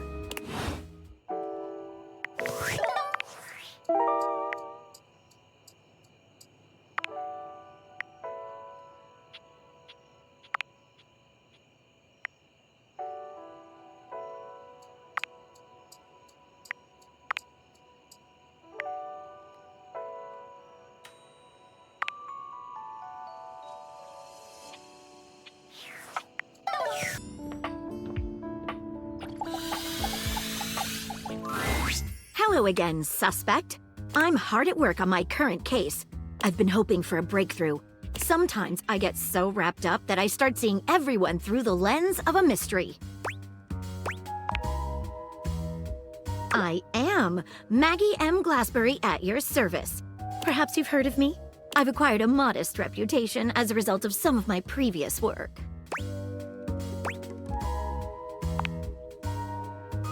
Maggie puts her hands on her hips, positively radiating pride. Why, it was I who solved the mystery of the missing sock.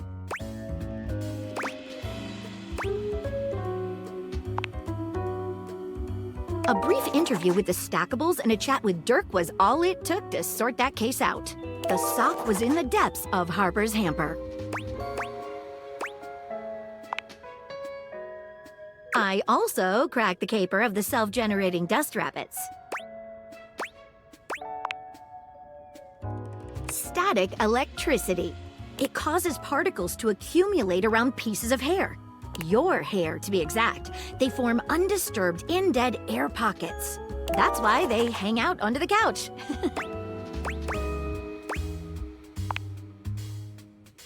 It matched the evidence, and I ruled out every other possibility. By the power of deductive reasoning, I determined that you were, in fact, the culprit. I pride myself on that. Lately, I've been taxing my lens to the utmost on a very interesting case. I'm trying to get to the bottom of a mysterious love letter. It was delivered to Dorian last night. At approximately 2 a.m., an unknown suspect dropped off a letter for Dorian. Upon opening it, Dorian discovered that it carried clear romantic intent. That is to say, it was asking him out. It described how his protective yet gentle presence had won over the writer's heart. If interested, he was to write back as soon as possible. Here's the catch.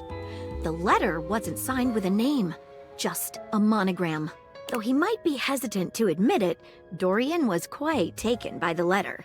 He isn't certain whether he wants to write back until he knows more.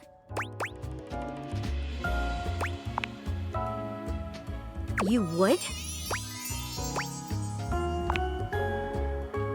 I've never worked with anyone else before, but I think this could be good for the case. The case is pretty thin, but we've got a couple of clues. First of all, the paper the note was written on was somewhat interesting. Second, although the letter wasn't signed, it did have a single initial on it. Finally, I think Dorian might have a clue for us. I have it here, semi-transparent and very thin. It doesn't seem like ordinary paper at all.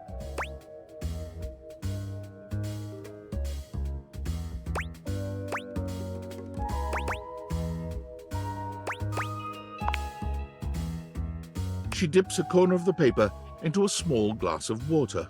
Look at that! It dissolved! What else should we try with the paper?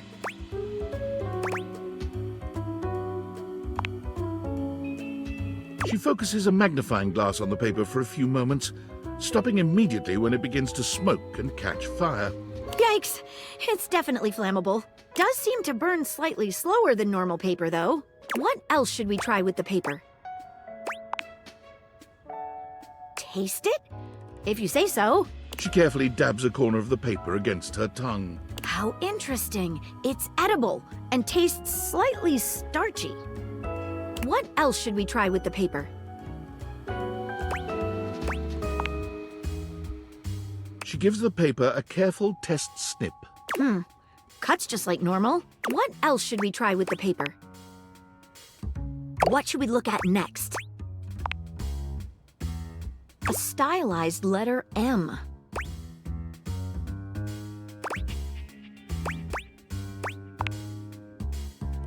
Seems likely. What should we look at next? Hello there, you two. Good to see you, Dorian. I've enlisted our friend here to help solve the case of the mystery letter. Splendid idea. Can you repeat what you said to me earlier about the smell you noticed? Right. Well, When I first opened the letter, I caught the faintest whiff of what I think was truffle. Strange, no?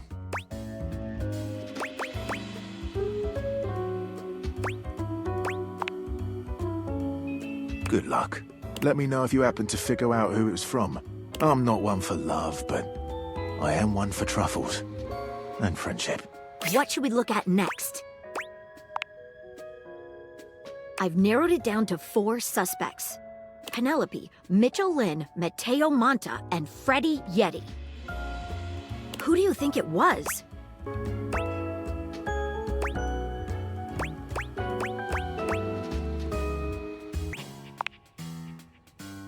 Wait a minute. I think you might just be right. The stylized letter M is his signature. The smell Dorian noticed makes sense now, and the paper. It's gotta be rice paper. You did it. You helped me crack the case without even knowing the suspect at all. I'm impressed. Now I'm even more excited for the next time we meet. Let me just go and let Dorian know that his secret admirer has been discovered. Hey, before I go, I was wondering, would you like to have a cup of tea with me sometime? As a date, I mean. Maggie lets out a girlish squeal. Amazing! Oh, yes. Calm down, Maggie. The human could still be a suspect of any sort. See you again soon, compatriot in crime.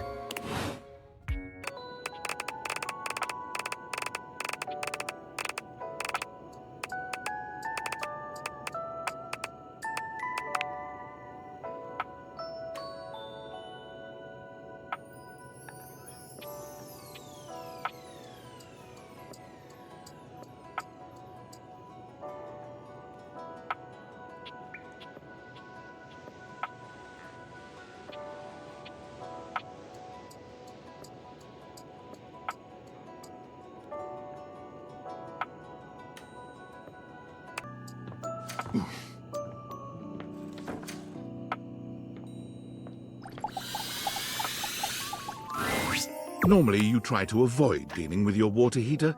You're no plumber, after all. But as you look at the beauty standing where your water heater usually is, you wonder for a moment if that's about to change. Beyond the rigid metal of the heater lie dangerous curves. Brown skin swathed in orange and blue and silver. Her soft, pretty facial features are adorned by colorful makeup that looks like it wouldn't be out of place in a fashion magazine. She doesn't seem to notice you at first, but when she does, she lets out a sharp scream. Ah! Bubbling boiler rooms. You scared the living. It takes her a moment to calm herself down.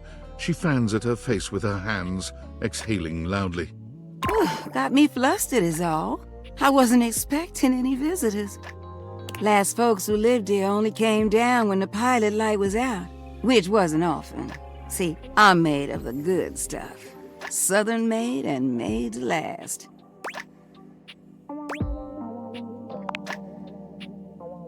Your eyes don't lie to you. I'll tell you that much. Here I am just talking and you don't even know my name. I'm Winnifred. Nice to meet you. How you doing, sweetheart?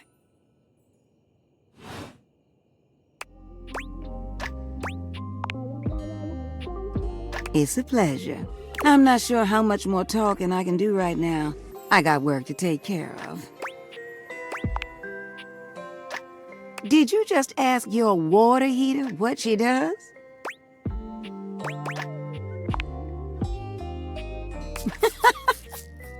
It's okay, sweetness. I'm just having some fun. But I do need to get back to work. Washford's about to kick on and Daisuke needs a bit of a push. I need some time with River to make sure she's ready to go. I don't mind it. See you around.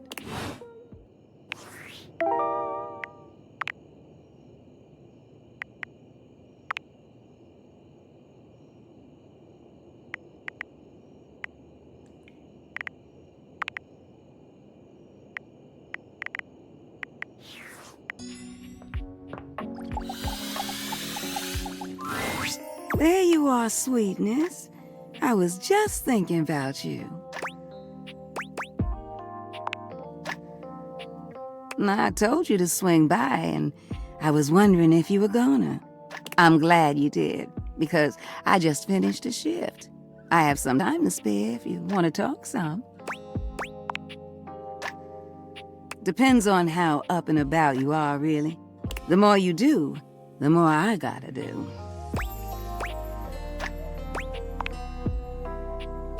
Ain't nothing nobody's fault. It's the kind of thing I love. I sit in here and I make sure everyone who needs some steamy attention gets it. It's what I'm here to do. Goodness, it's what I love to do. Is this your sly way of asking how old I am? See, where I'm from, it's not polite to do that. Although, moving around by what people thought was polite and correct never really suited me anyway. Let's just say, I remember all the folks who stayed here before you. Someone who likes the tea as hot as I do? Perfect. Truth is, one of the previous folks who stayed here was super cute. Engaged couple, beautiful together. Both of them were. Well, can I give my honest opinion? Neither one of them was as cute as you. Either way, they were here and they set up home pretty quickly. River and I both liked them. They brought so much life into this place. They took long showers together all the time. Just about tapped me dry, keeping things hot up there for them. Although, I hear they didn't really need my help to do that.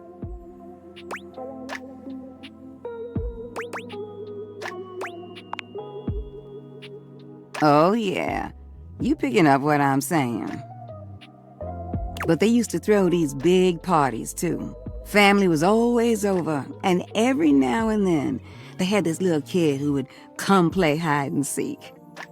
Their favorite hiding spot was in here with me, so I would just hum to them. I think they found being next to me safe. I miss that little kid sometimes. What? No, the couple just moved out eventually.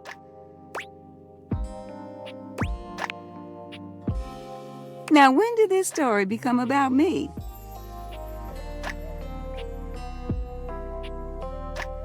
You don't need to worry yourself about who I do and don't be missing.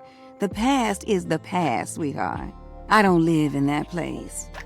You don't make it as long as I have dwelling.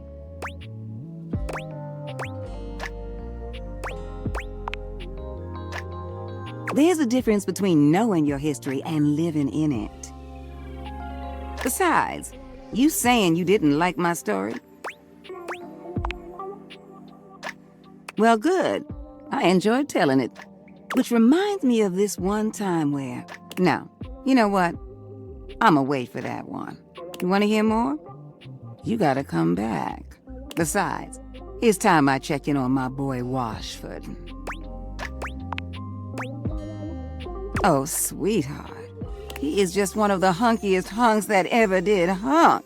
The way he calls out to me when he needs some of what I got, well, it's enough to get me bubbling. You need to go introduce yourself to him right now. I bless the day you wheeled him into this house. His stage partner's all right. You'll meet him too. But Washford?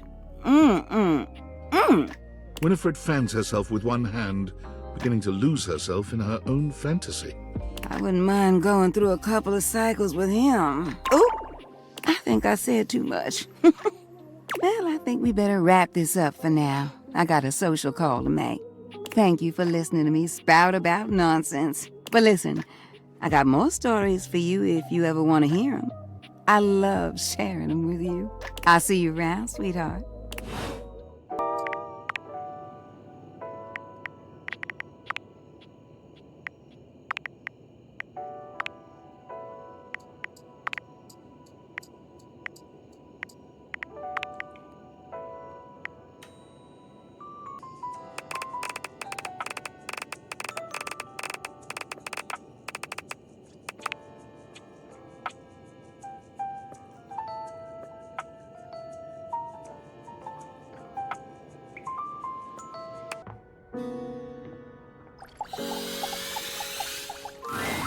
The beautiful flapper you see before you stands in stark contrast to the strange music that plays when you turn on your record player.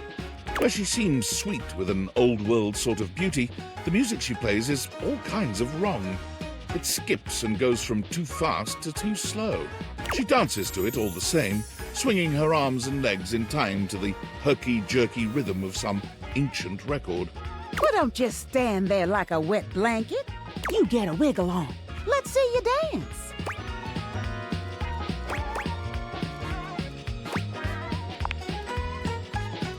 Ah, pipe down and just dance already. You give it your best shot, which seems to please her. Now you're on the trolley. Exactly what I said. You're getting it. Mercifully, she turns the music off. Well, well, well. It's about time you came to see me. My name's Rainey. How you doing? I've been waiting for you to come over and see me sometime. You've been all over this house, but you never come my way.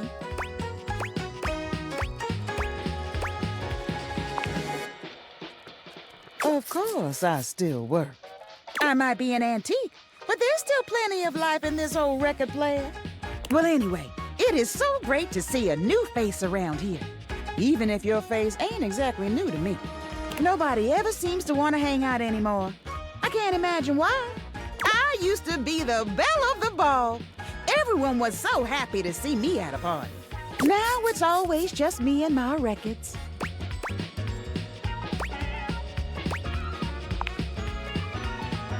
The wrong speed? You spifflicated or something? It's just fine. Well, whatever. I'm gonna keep the party going here. Feel free to stick around, if you can keep up. Otherwise, you can beat it. This beat's for expert hoofers only. Rainey's frenetic, high-pitched record is too much for most anyone to keep up with. You decide to check in with her another time.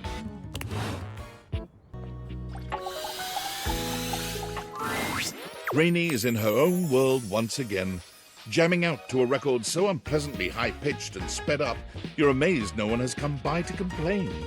Well, well, well, look what the cat dragged in. You just couldn't get enough of my gay little tunes, huh?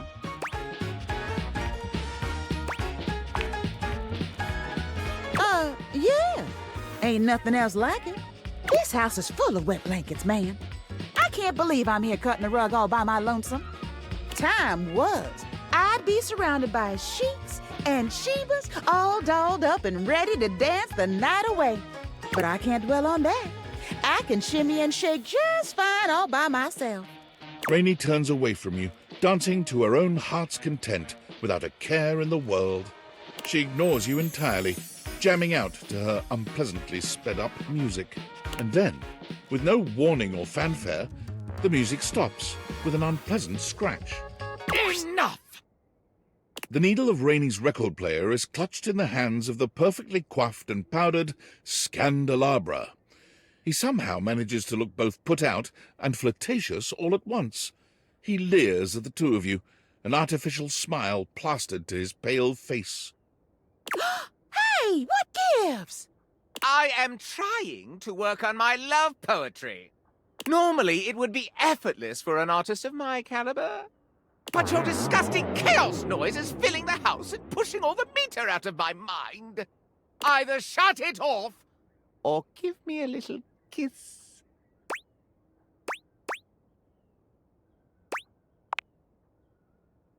It is, isn't it? I can't believe you made me come all the way over here from the other end of the table, practically. Oh, pipe down, you powdered palooka. Mind your potatoes and get lost. Do you even hear the nonsense she spouts? It is impossible to speak to her. Why, even in the best of times, the music she played was unbearable. Though, of course, it's become even worse since she took that tumble. Oh, I wouldn't know. I would never tell. She simply hasn't been the same since that party. If you want to know more about this scandal, I would ask Celia. She was there for it all, and most importantly, She's at least given me a kiss. Certainly, I was quite the charmer. Am quite the charmer. I'm not wasting a minute more on this if no one here will kiss me or turn the volume down. Don't climb up your thumb, mister. Don't you listen to a word he said.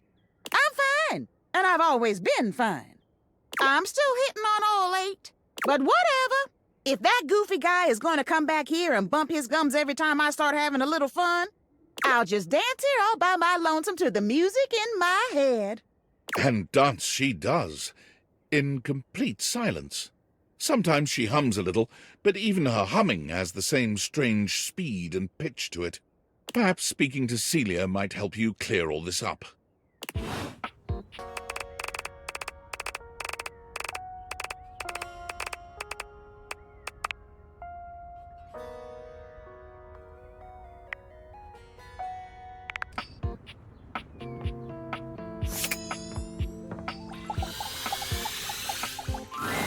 An 18th century dandy strikes a dramatic pose before you, turning this way and that as though modelling in his own imaginary spotlight. He seems quite impressed with himself. Yes, yes, it's me. It's me. The one, the only Scandleabra.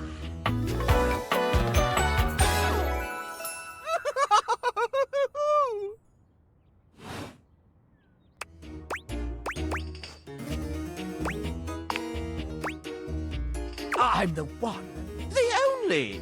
Do you see any other candelabra here?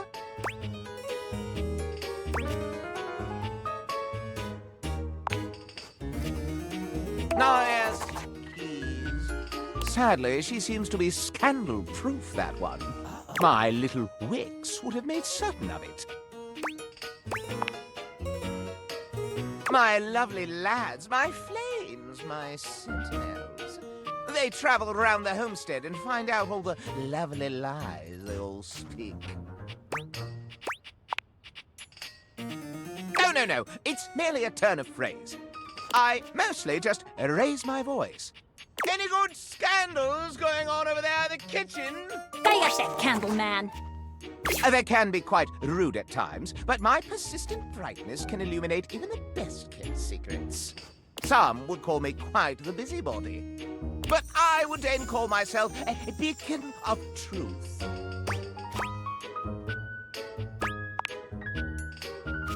Pish-posh! You merely haven't found the thrill of a good scandal.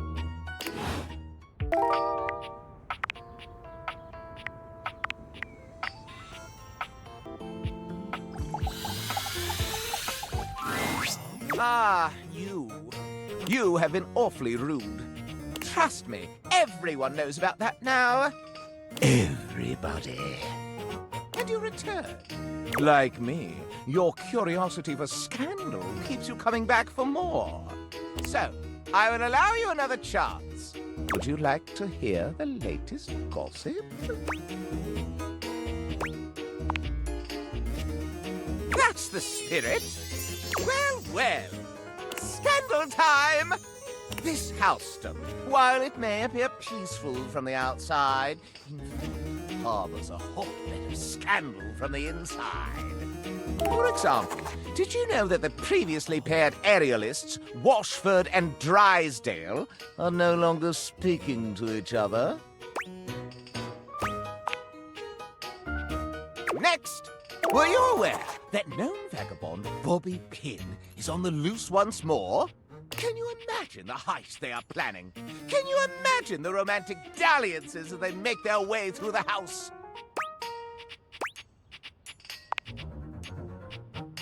More scandals abound. They say there is a shadow that does not obey the laws of physics. A true scandal that undermines the physical realm. And yet, they say if you peer closely at a certain shadow in the floor, you can see the crooked stranger himself. But I am not finished with the daily scandals, no. One has heard of self-insert, yes. Could you imagine a video game in which all the creators inserted themselves at once at the same time? Such a thing is not imaginable. But in one that I've seen, they've hidden themselves within their very names.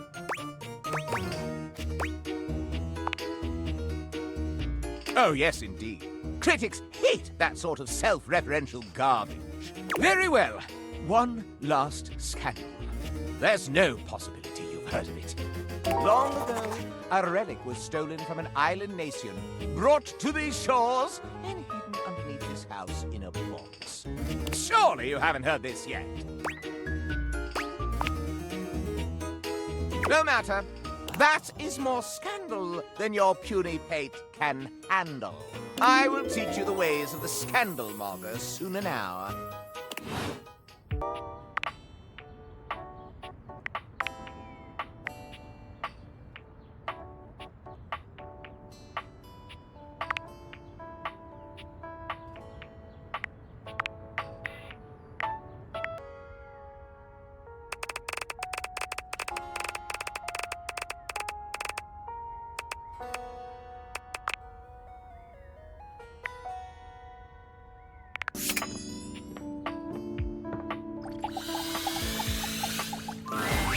For a moment, it looks as if a firefighter has appeared in your home, smoke and all. But a closer look reveals the smoke is in fact attached to this apparent firefighter's head. You don't get much of a chance to scrutinize her appearance any further, because the moment she notices you, she begins to rush you along, raising her voice and waving her arms at you. Thank heavens you're here. Wait, well, don't just stand there. Go get help! What do you bleat mean, what's wrong? Don't you bleat see that?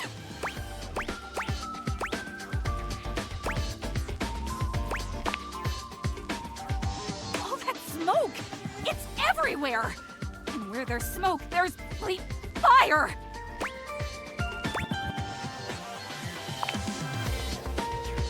Oh, is that what that is?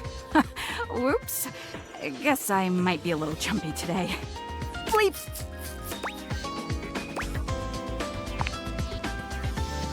Oh, yeah. Sorry. Let me just... Bleep!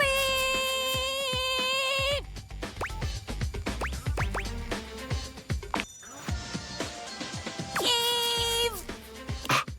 Blessed silence. You can finally hear yourself think again. Got it. Alrighty then. Arma alarm at your service.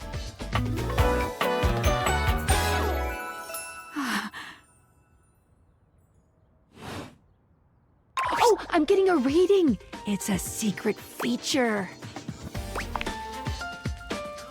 It's called. It gives you the chance to see if this dateable might be some. If you're worried, I'll take care of it. If you're interested, you can turn it on now. You can also turn it on it. Okay. Whoa there. My content aware has given me a tickle. Arma has gone through some trauma and might even have more in store for her. It could be triggering for people who have dealt with trauma, suicide, and other violent acts. If dealing with that kind of behavior in a light way is disagreeable, you cool with that? Or you want to skip it? On with the show. What's that? Couldn't hear you for a sec. Arma alarm at your service.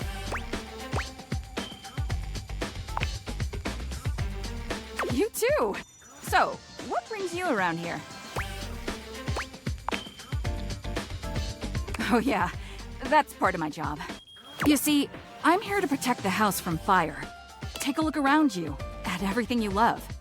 Now just think, if you're not careful, it could be gone in an instant, consumed by raging flames. I've got to stay vigilant at all times.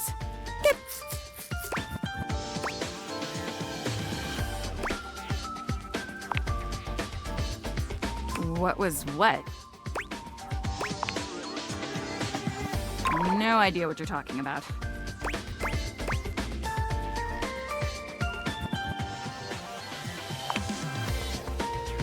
Some people don't get how hard it is to have a job like mine. You have to be constantly on the lookout for the slightest sign that something could be wrong. Bip! If I let my guard down, even for a second, this whole place could be turned to ash. I've seen it happen.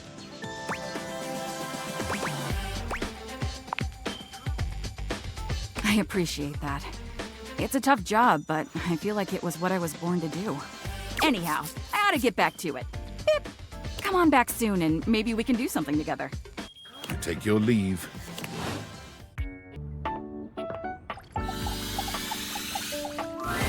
Bleep! Fire! Fire! Bleep!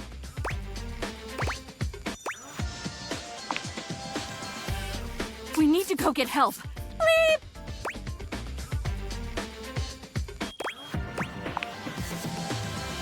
Bleep! It was? Oh, that explains why there was just a tiny amount of smoke. And it went out half an hour ago. Bleep! Yes, I'll just...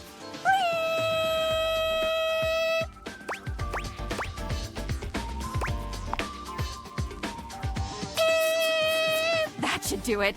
So, what brings you to my neck of the woods?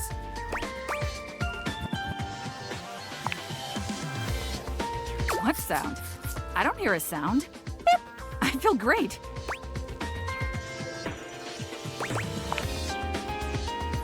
A break?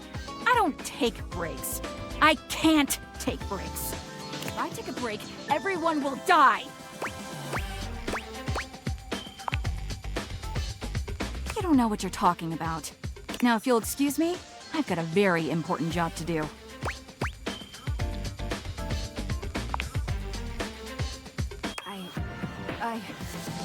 I can't take this right now. I have to go.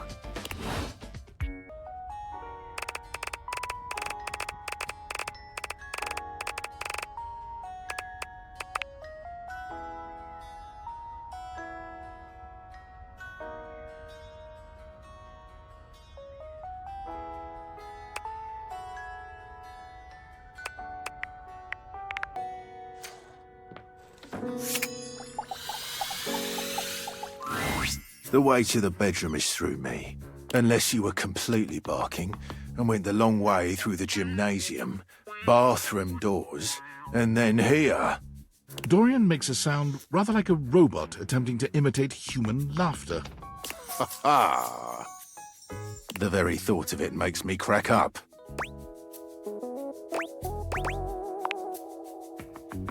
Dorian laughs even harder, but his laughter sounds no less organic. Ha ha ha! I've got to stop. I was told that I would be a great comedian, but I fear that would cause too much of a ruckus with my comic stylings. Allow me to wipe my tears for a moment and ask you, anything you'd like to know about this room that you don't already know?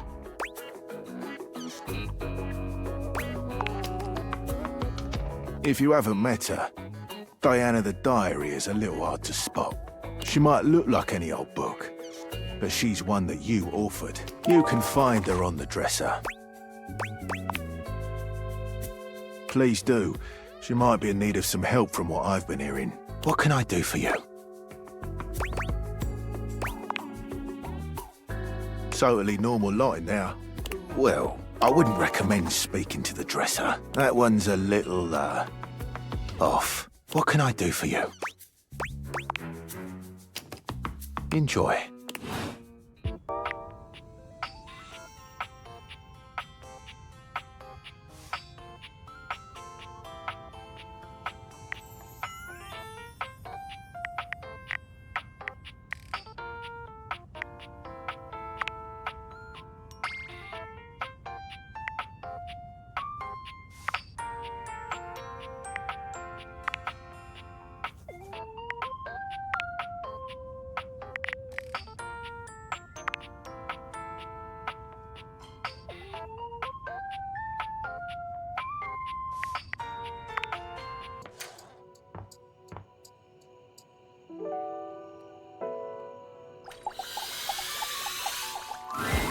Standing here in your bedroom, you're struck by the realization that it's been entirely too long since you had anyone near your bed who wasn't, well, you.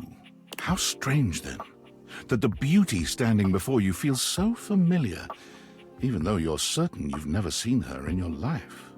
She's all curves and comfort, a soft body and softer facial features that seem to invite one closer subconsciously.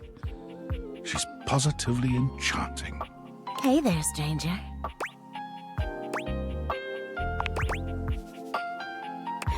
Of course you do, honey. I'm Betty, and I'm your bed.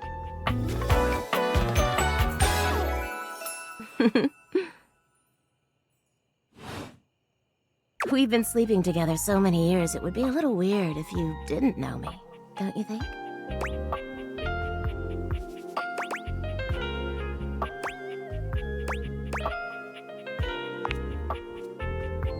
I've been here for it all, darling. But we can make some new memories from here on. It's a shame for someone as cute as you to be alone for so long, isn't it? Will you be bringing someone back here anytime soon?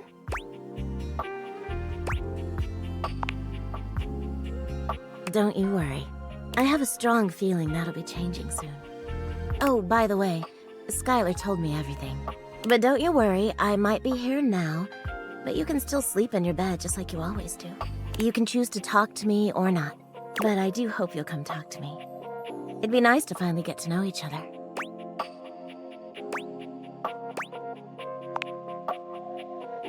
Oh, but I already know you, intimately. But I suppose it wouldn't hurt to know more, would it? Well, anyway, I'll be here. See you tonight. I can't wait. Hey there.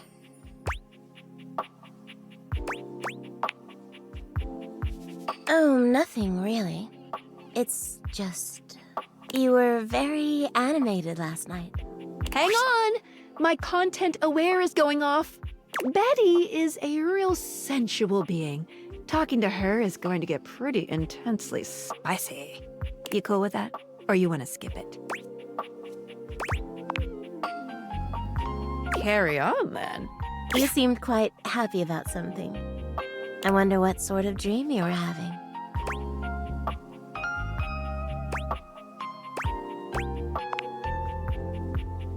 Don't be embarrassed. I'd love to hear all about it.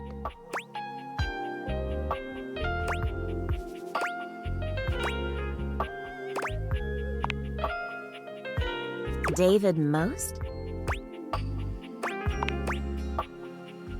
Oh my goodness.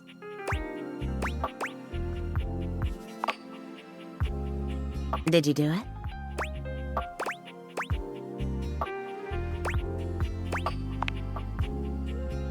Oh, so then you and he...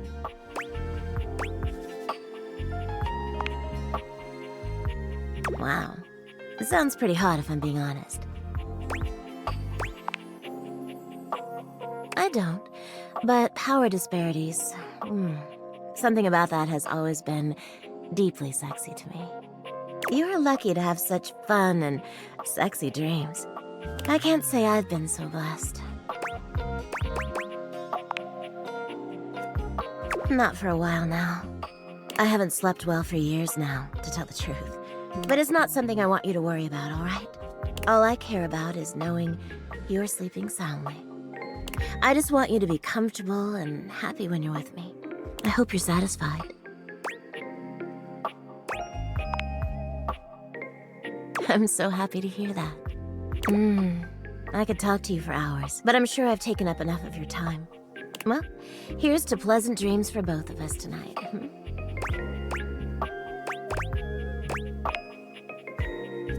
See you tonight.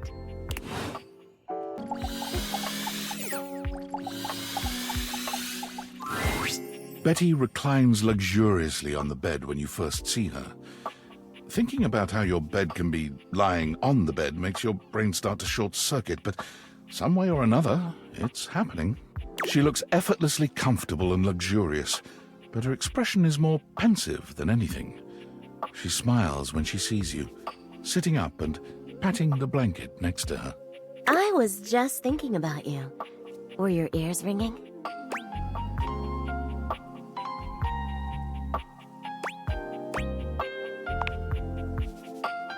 Oh, was it? That's funny. My heart races when I think of you, too. Well, since you're here now, maybe you could help me out a little. I've been trying to have more peaceful nights, but it hasn't really worked out. I spend a lot of time before bed indulging myself in some detailed fantasies.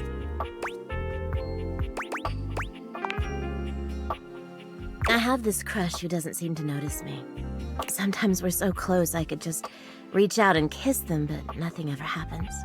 So, in this fantasy, I tell myself I'm finally going to get their attention. I do all kinds of things. Maybe one night I touch myself and call their name when they're next to me. Maybe I bring someone home and let them catch us in the act. Sometimes I invite them to join, and sometimes we just don't stop. But our eyes meet.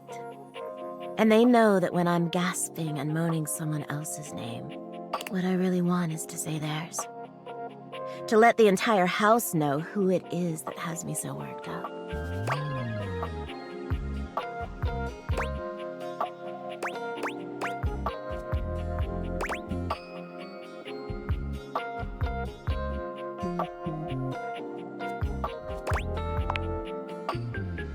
Well, that's not very sexy now, is it? Much better to pine. Safer. I've got all sorts of fantasies queued up for every night. But no matter how much material I feed my brain, I never seem to carry that blissed out, warm feeling into my dreams. I tried getting into lucid dreaming for the longest time, actually. I practiced for years. But it never worked for me. Not once.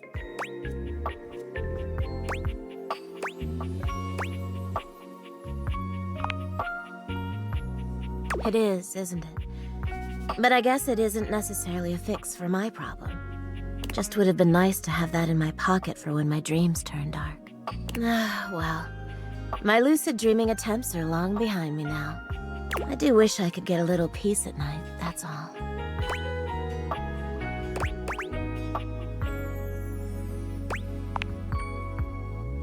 Yeah, you're right. I just need to keep trying. Well, what can you do, hmm? Maybe I'll take up meditation. I'm gonna go ask Mac if he can help me look some things up. See you tonight, then? Me too.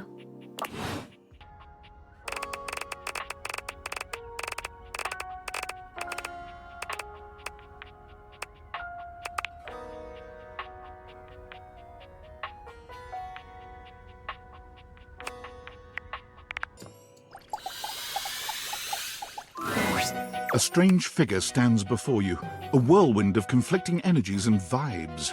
Manic and dignified, friendly and intimidating. She's dressed like some sort of quasi-Victorian text-themed aristocrat. You couldn't have imagined what the date theaters might make of your thoughts transcribed on paper, but if you could, it likely would not have been this.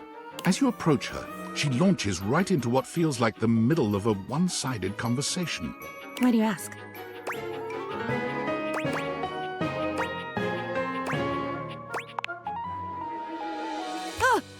But the blue one, and then the butterfly. Why is there so much sand? Ugh. Hang on! My content aware is going off. Diana, your diary, experiences some mental health concerns that might be too much for some players, including things like hallucinations, paranoia, extreme mood swings, loss of sense of self, and executive dysfunction. You cool with that? Or you want to skip it? Carry on, then. Why is there always sand in places where sand should never be?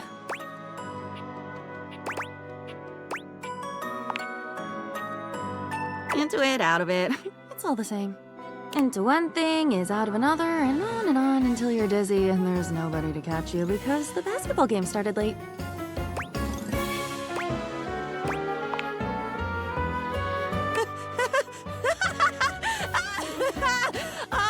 Oh my god.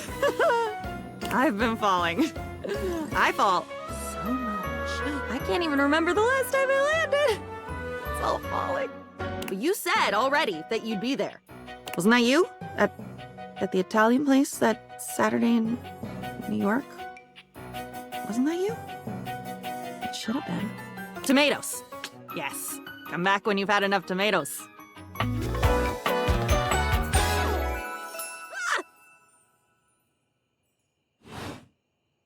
with that, she is gone.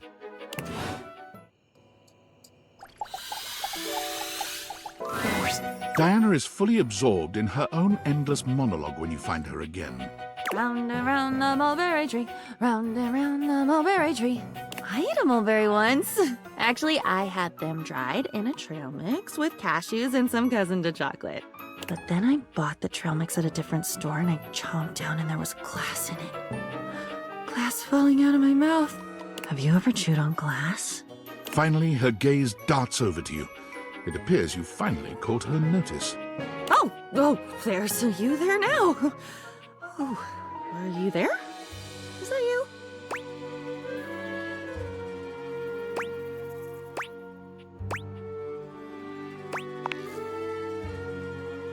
You're nervous? Oh, nerve us. Nerves is a part of us. Part of being in us. Maybe it's me. Maybe it's me that makes the us. Oh, I make you nerve us. Which I get. I'm a goddamn broken fire hydrant. You should be nervous. Be careful. You're gonna get swept out to sea.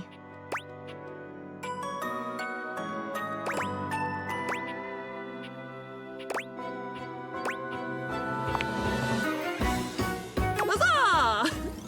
Really? God, you poor animal. You should run. Did you know that all 6 wives of Henry VIII thought they loved him in the beginning? All 6! You think one of them would have watched her sisters fall under the wheels of church, state, and ego, and mad dashed for a foreign court, but no. You should have seen me coming. It has to be you who runs. I can't move. And what am I if not here? What am I if not blank, waiting, overflowing, but never fucking full enough?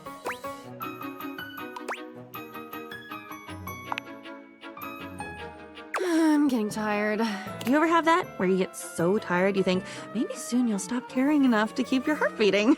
But one day, just a few moments from now, you'll watch as it slows and stops. And you won't mind. Never mind. Don't worry.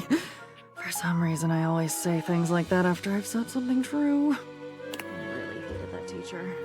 He bumped into me. He spilled my food all over me and then yelled at me in front of everyone. I've never felt as quiet as I did in that moment. In that linoleum lunchroom, embedded with the scent of turkey tetrazzini.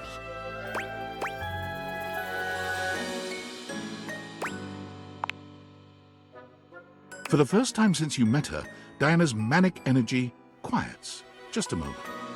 You wrote about it. You wrote about it after it happened to you.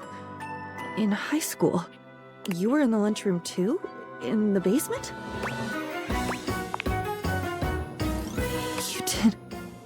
You did this to me?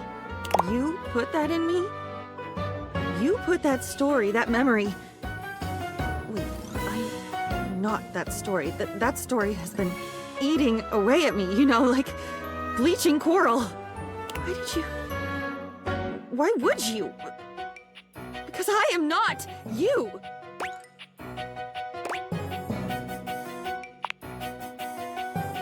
I was that. I am that. I should be that. Shouldn't a diary be the safest place? Safe, like a fortress with a great moat.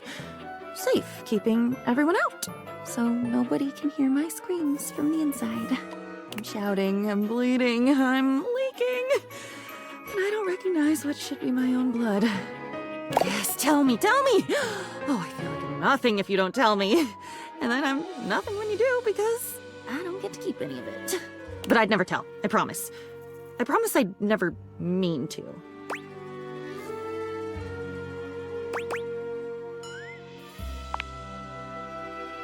Of course I would!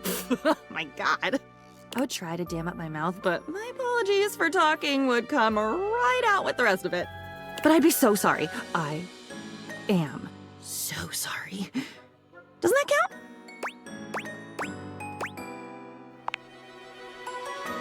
I'm not trying.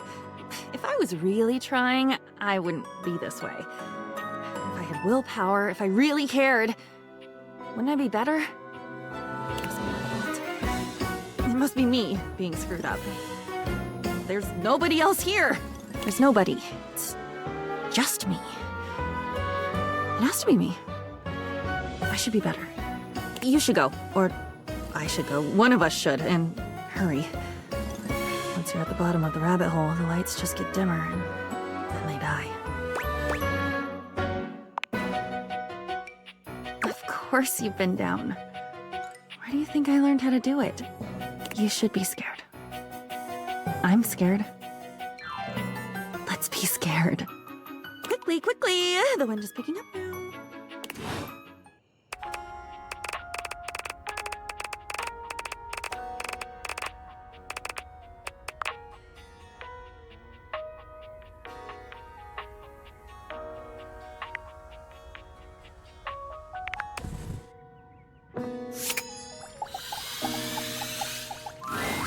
There's something so intensely familiar about the cuddly stranger standing in your closet. The combination of his massive stature and the soft materials he wears produces an almost irresistible urge to hug him, and the aura of safety he emanates certainly doesn't help. Well, well, well. Aren't you a sight for sore eyes? Yeah!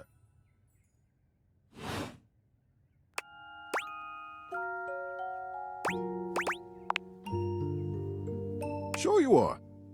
I was just sitting here in this closet thinking how nice it would be to get a visit from my favorite person in the whole world, and here you are. Sure is nice to get exactly what you want sometimes, isn't it?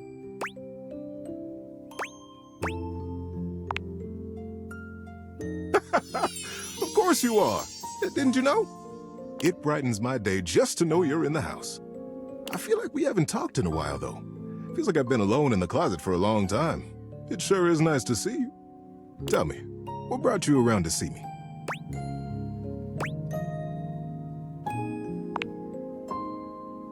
Not at all. Not for me, anyway. Closets are some of my favorite rooms in a house.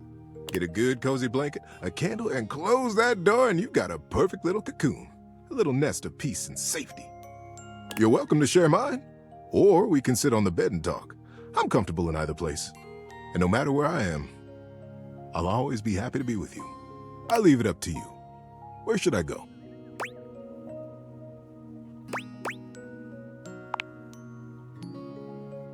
So comfy. So now that we're all comfy, how about a good bit of wisdom? Being that it's daylight out, I got some advice to give you. For me, it's advice in the daytime, stories at night. Want to hear some advice? You know, I've seen my fair share of buttons, all kinds of buttons. My eyes are buttons, and I figured out the best kind of button in the whole world. The best kind of button is the belly button. They are all different, they're all just a little bit ticklish, and they remind us we all had a mom who loved us when we were too little to love ourselves. Whenever I feel lonely, I just put a hand on my belly button and I smile. Give it a try, buddy. I bet it'll help you feel better too. You press your hand to your belly button. You're not entirely sure if it works, but Teddy's sweet smile makes you feel a little better anyway. Hope that serves you well. Until then, don't forget to take time to remind yourself you are loved. How to throw a ball. Yep, this technique will work on any ball. I know. You probably already know how to do this. It's all about the strategy. Hoove might have told you, but I used to play in the laundry leagues. It's like human baseball, but fluffier. I was a crackerjack laundry league player, and I loved doing it. It didn't last too long, as you might imagine. These little old legs couldn't quite keep up with those fastballs.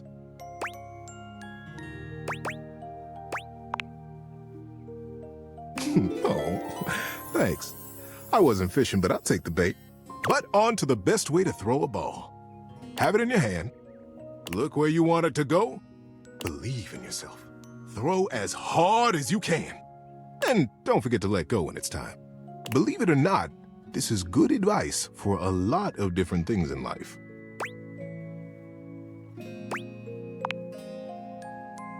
Love most of all. Believe in yourself. Go as hard and as full in and as big as you can. And when it's time, let go. Let that sink in, player.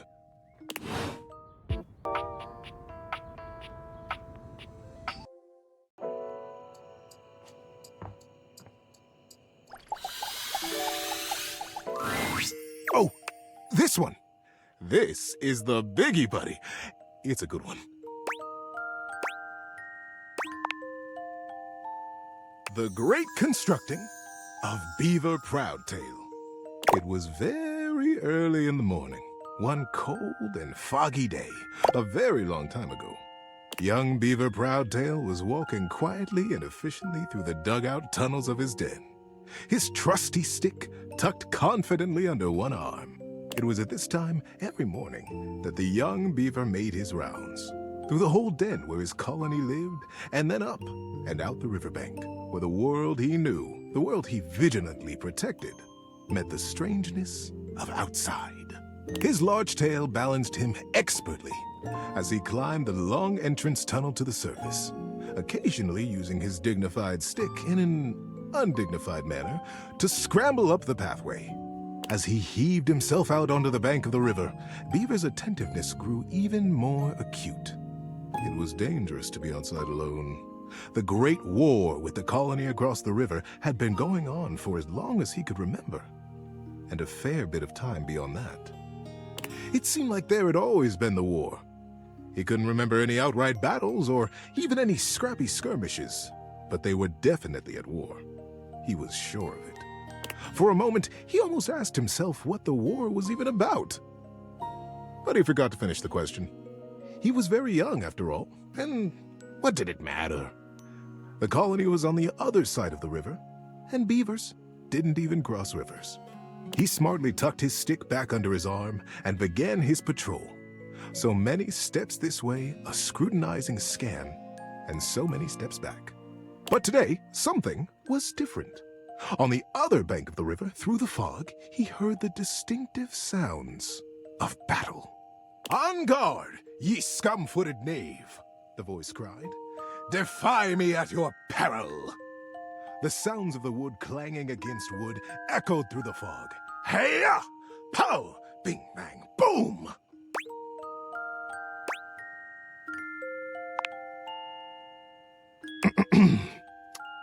Thank you. Who goes there? Shouted Beaver, his heart in his little throat. As an answer, he heard a young and high-pitched yelp. Ah! My name is Builder. Hi? Hi. It was all Beaver could manage.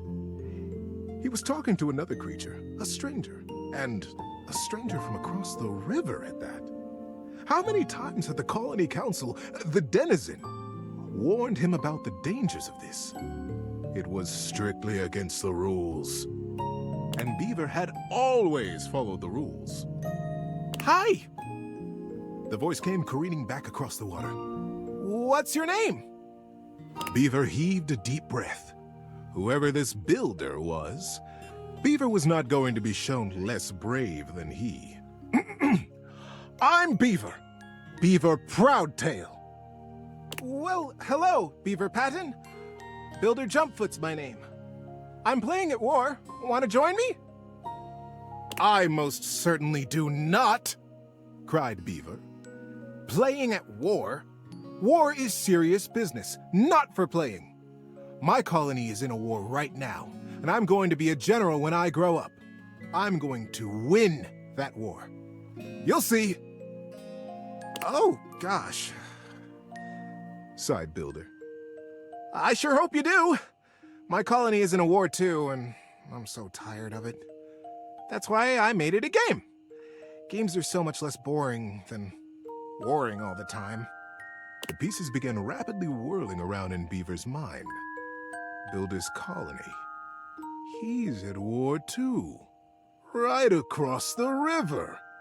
He realized he was talking to a beaver from the colony across the river, his sworn enemy since birth. Just then, the wind blew a gentle clearing in the fog, and the two young beavers saw each other for the first time. They could have been twins. Bright black eyes, thick tails, strong sticks, embellished with their colony colors. Builder's face broke into a broad grin. You look just like me! Scoffed Beaver.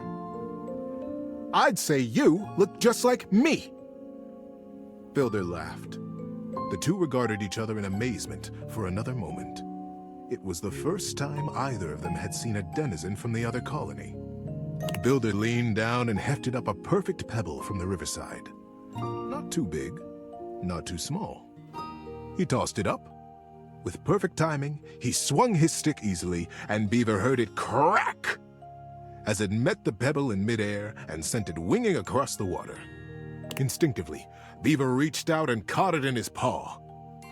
Now he was accepting contraband? What would his parents say?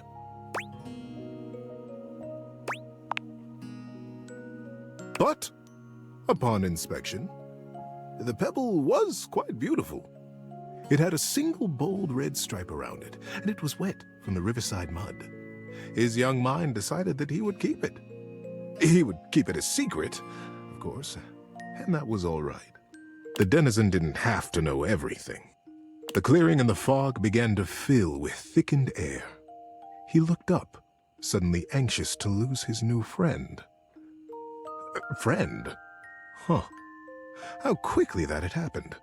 And there Builder was, smiling and waving. Maybe we'll play together again soon, he offered. Beaver gripped the pebble and nodded. Yes. Yes, maybe. One day. And then Builder was lost. Beaver finished his patrol and took his new experience, his pebble, and his smartly tucked stick back down to the colony. How you doing, buddy? Need a break? Many seasons had passed since that morning when Beaver Proudtail, all grown up, marched through the tunnels of his colony toward his audience with the denizen. Today was the day he'd been anticipating his whole life. Today, he would be made an under-general of the colony, and he'd finally have the chance to present his machine. See, the machine he envisioned was a daring one. He was prepared for pushback and doubt from the council. The longest, in particular. The longest had been the leader of the denizens for most of his life, and she was not always interested in things new or unfamiliar. Beaver's machine was both. But he believed in it, and he was determined to persevere. He rapped on the denizen chamber door. Knock, knock. Enter! He took a deep breath and pushed. My goodness, Beaver, sighed the longest, brows knitted. This machine is quite an undertaking, and you won't even tell us what it does. Yes, ma'am, Beaver nodded. It must be kept a secret, for now, but I promise it will conclusively end this war. The longest considered. Normally, I would say no. Unfamiliar can be dangerous, and outright new, well. She stroked her silver-gray whiskers. The other council members watched her reverently. But we have all seen the construction beginning on the other side of the river. We have no way of knowing what they're up to, and it would be irresponsible of us to take no action at all. They're doing something. We must do something too. Deep murmurs of assent rippled around the small stump table. And we trust Beaver. He is our newest under-general, after all. She winked in his direction. If he believes his machine will truly and finally tip the balance of the Great War in our favor. She paused. The silence was agonizing. Beaver kept his eyes fixed on the wall just behind her head, patient. his paw unconsciously turned and returned a small pebble in his pocket, caressing along the line of a single great red stripe. Then permission is granted. Beaver let go the breath he had been holding. Whew. Begin construction as soon as you are able, Under General. And good luck. She smiled warmly, but the burden of her long years of leadership showed through her sagging cheeks. We will be watching. Beaver smartly untucked and retucked his stick, slapped his tail once against the packed ground in assent. Yes, ma'am. Longest. I'll begin right away. He turned on his heel and marched out of the chamber. It was the first day of summer. It was going to be a long and exciting season. At first, the build crews the Longest had placed under his command were reticent.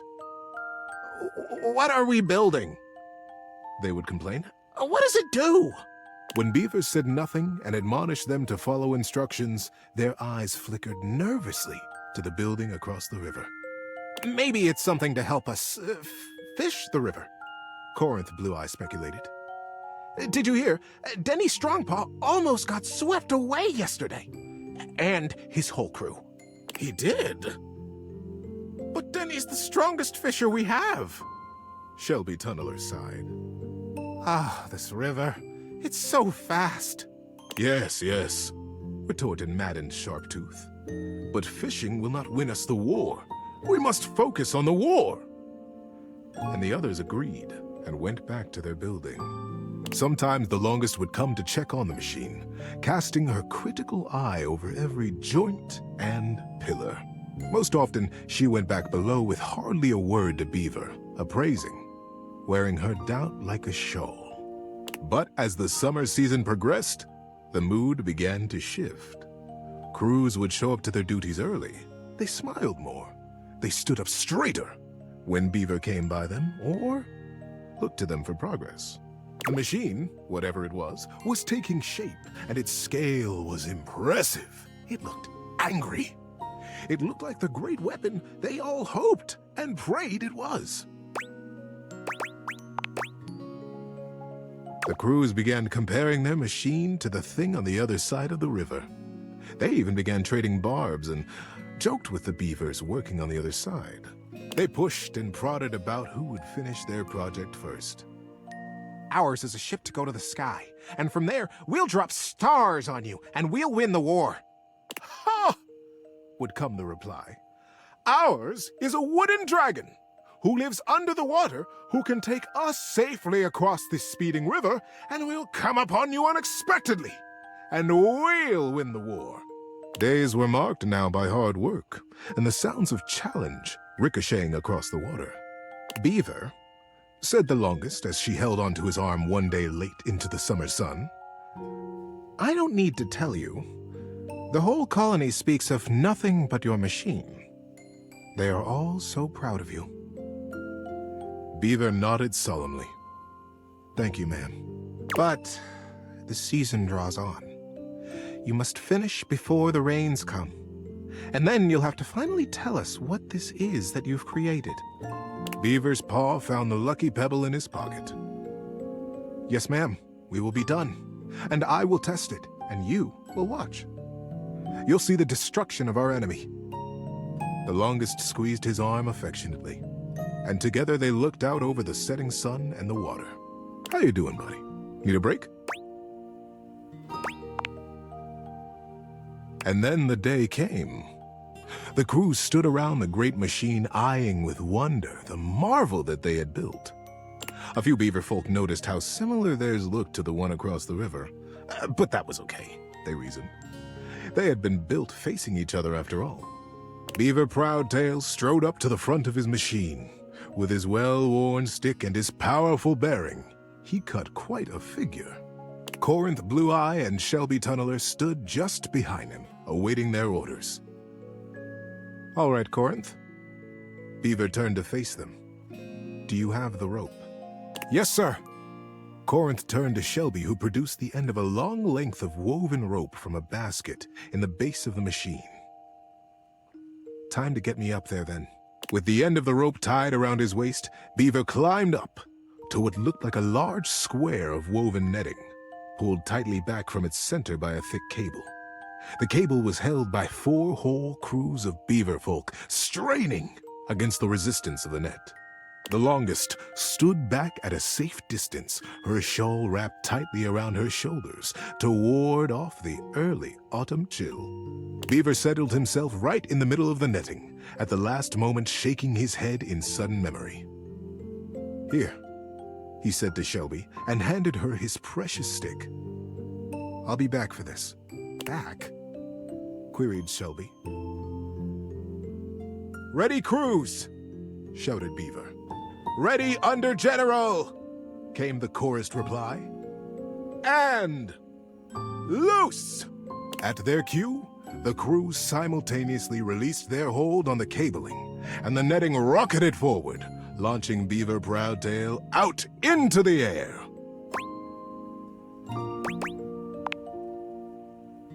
"Great river!" they cried in consternation and shock. "What? Where is he gone? Is he all right? Oh, what have we done?" The confusion was so great that not even the longest could restore order. Minutes passed before another shape came sailing over the river from the other side, to plop safely and squarely into the center of the net. It was Beaver. He had the same square head, and the same rope wrapped securely around his waist. "Good Lord! What a ride! That's the most fun I've had in weeks," said the shape in the net. He began to disentangle himself and stand up. And it wasn't Beaver after all. The royal of the crews was instant and a bit frightening. "Who is this? Who are you?" they cried, and the longest shouted at the top of her lungs, "Detain the stranger!" The crews pulled him down from the net, and the stranger never stopped smiling, greeting them warmly, even patting some of the beaver folk on the back. He looked just like Beaver. But Beaver never smiled like that. Beaver hardly smiled at all, come to think of it. "I can understand your confusion," said the stranger genially. "Beaver and I looked so much alike, even when we were kids. My name is Builder. Builder Jumpfoot." When no reply or greeting was forthcoming, Builder went on. "I'm from the colony across the river." Oh, the silence was absolute. Across the river? How was that possible? Was he a weapon? Where was Beaver? How were they ever to get him back?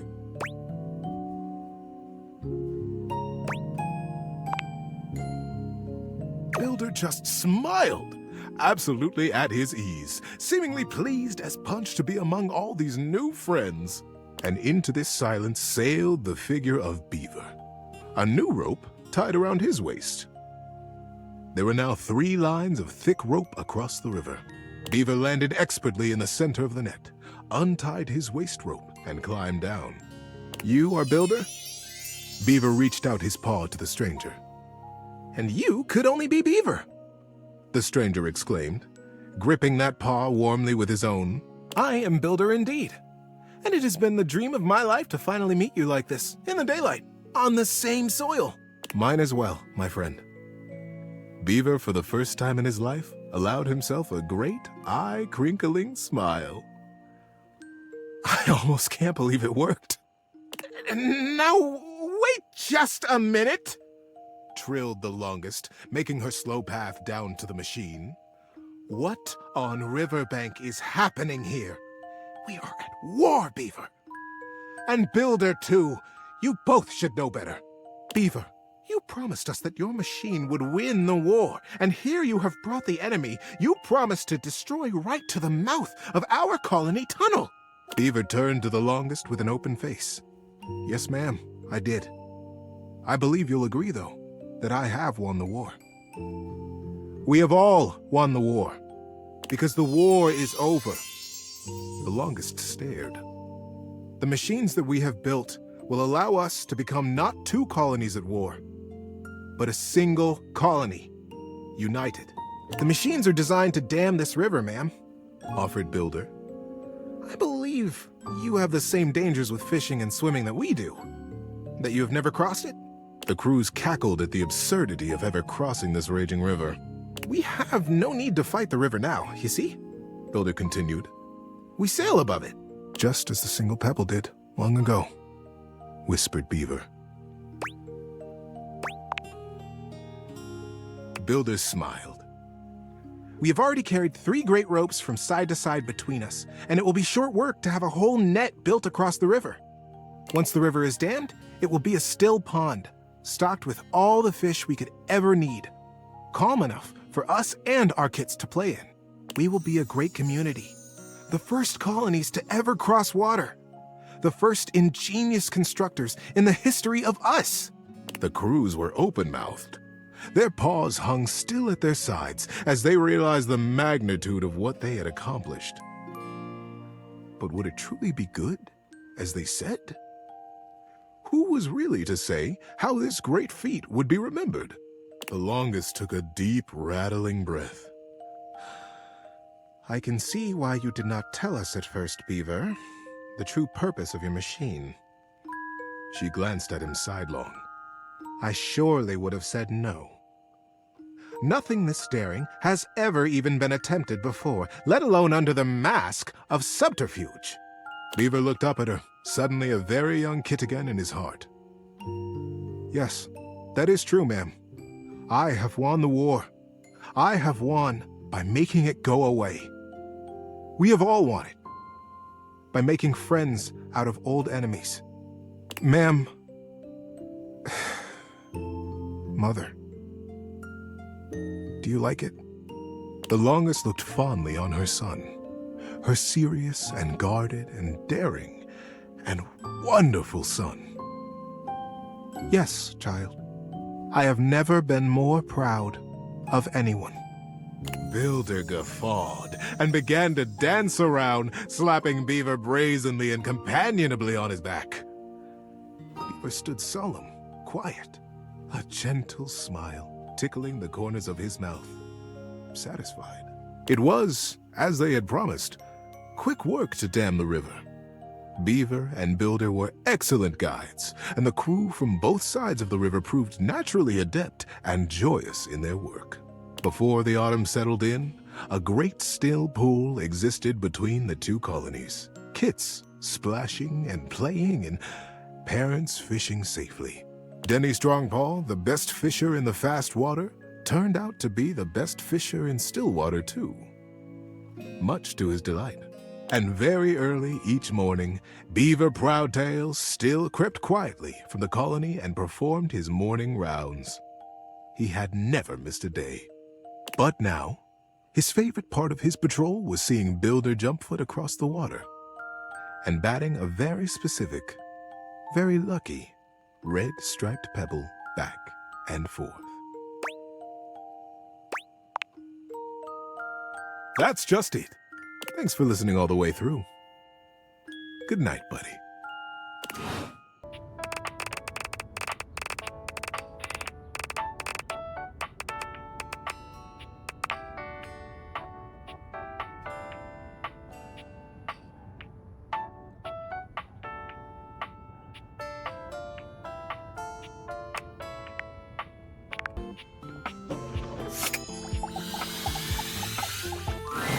The stranger standing before you is dressed to kill. A sheer black catsuit, studded black manacles with pink fur trim, and a variety of brightly colored accessories drape their shoulders and frame their delicate features. Loneliness has been such a defining factor in your existence over the last few years, you've almost forgotten what it's like to be around others.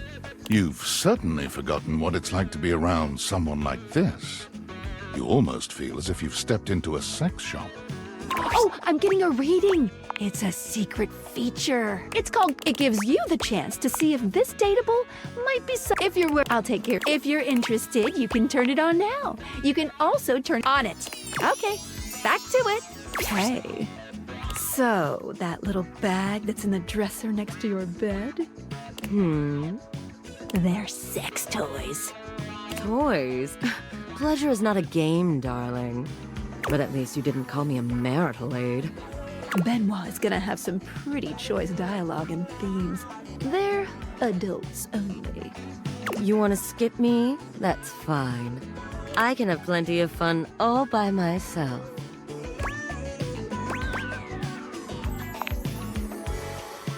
Okay, have funsies. There you are. I was beginning to think you'd forgotten me.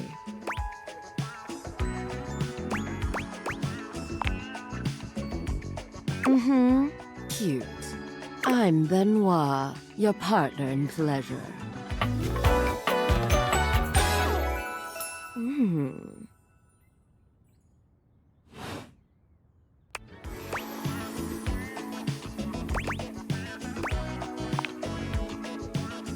What many call sex toys, yes. I prefer to call myself your ruin. It's really about time you came to speak to me. Given the way we met, someone less confident than me might really take it personally. They look at you expectantly, raising an eyebrow. You do remember the way we met, don't you?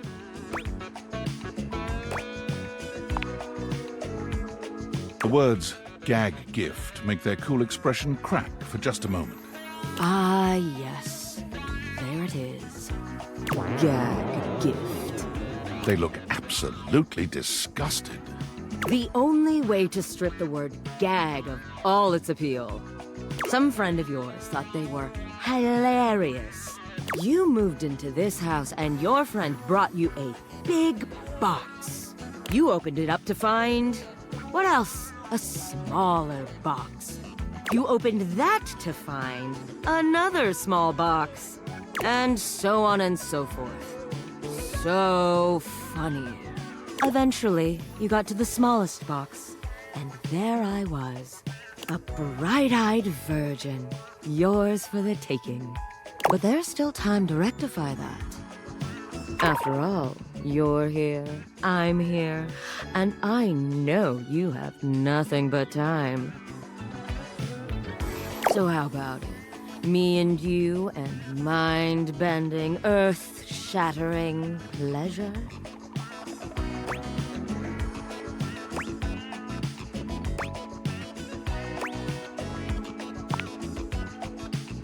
Oh, well, that does sound sweet. Come here, then.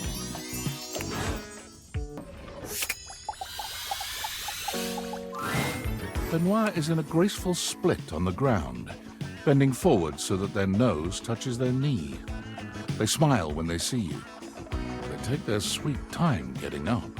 Perhaps they intend to show off for you. Oh, hello. Don't mind me. Just trying to keep limber after all that time in your drawer.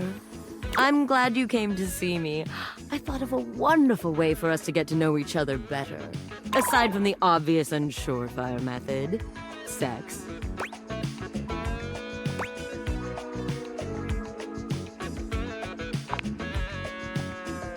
Don't be silly. There's nothing better. They pull a small black and red box out from a drawer. Sexy questions for sexy people. A card game designed to help couples working on their intimacy. Not that I need any help with my intimacy, but you seem a bit shyer than me, so we might as well make a game of it. Ben-Hwa draws a card and reads aloud to you. What is the wildest place you've made love?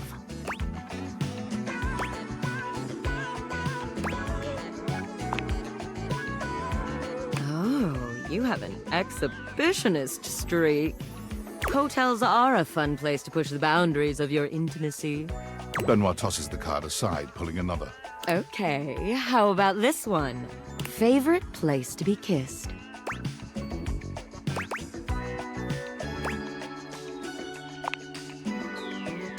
Oh, yes, I like the way you think. For the record, my favorite place to be kissed is just above my head. You know, if you are curious. Ben-Hwa rummages through the cards, frowning at the ones they pull up. Surely there are some more interesting questions than this. Oh, God, no, not this one. Eventually, they finally pull one that puts a twinkle in their eye. Describe your perfect date night.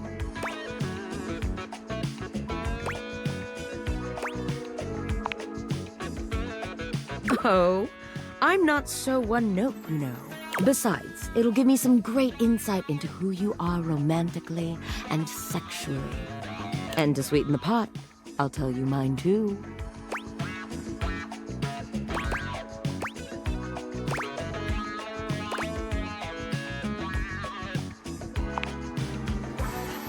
Like...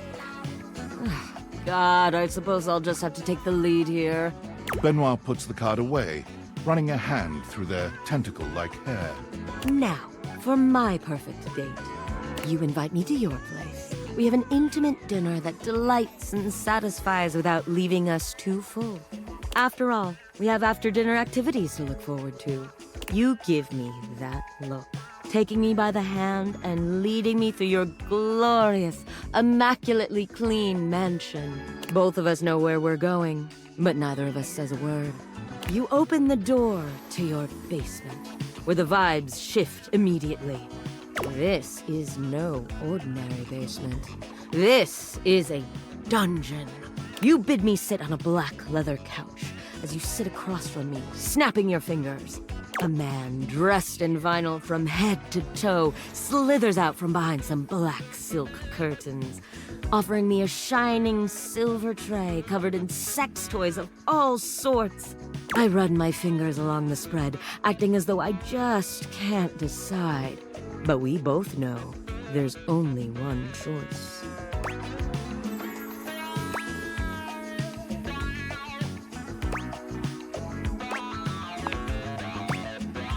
Exactly.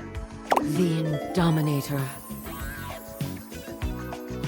You ask me if I'm sure, and I tell you I'm here for a good time, not a long time. The sex that follows is so intense, so messy, so taboo that its shockwaves are felt all over the world. Politicians tremble in their offices. Couples feel an unexplainable draw to do that thing they've been curious about, but too scared to try. The ripple effect of our joining causes a worldwide tidal wave of nut that ends in world peace.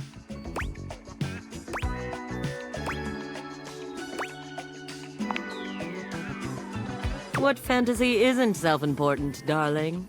Ben-Hwa puts the box of cards away, their gaze far warmer than when you'd started. Well, now with that behind us, how are you feeling?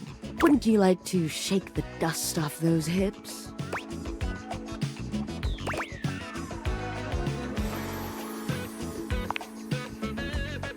Ben-Hwa frowns, but then shrugs. Well, it is intimacy. Very well then. Sleepover it is.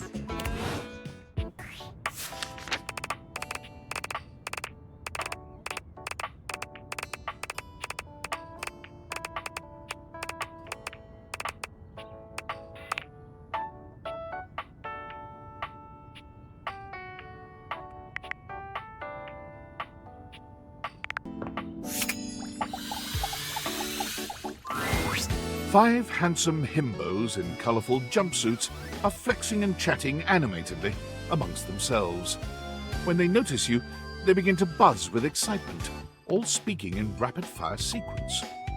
Yo, check it! Quick, dudes, clean up the digs. We got company. Some real fine company, if you know what I'm saying. How's it hanging, homie?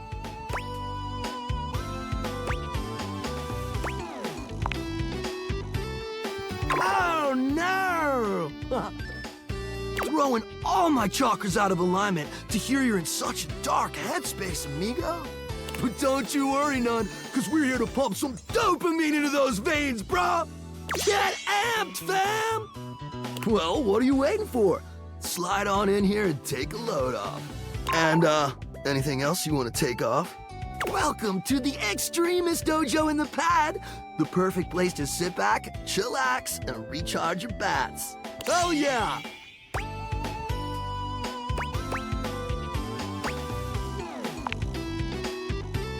Fire! Right now, you're hanging with the wildest, dopest, gnarliest squad of bussin' athletes around, homie. Hey!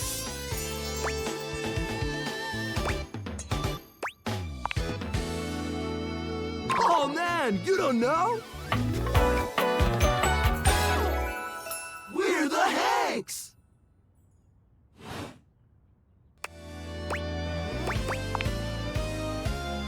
Numbers are kick-ass! The Hanks all stand in formation, each of them striking a unique pose as they introduce themselves. You get the distinct feeling they do this often. I'm Hank number 1. I'm Hank number 2. I'm Hank number 3. I'm Hank number 4. And I'm Hank number 5. We're the Hanks! Brought to you by Red Bull.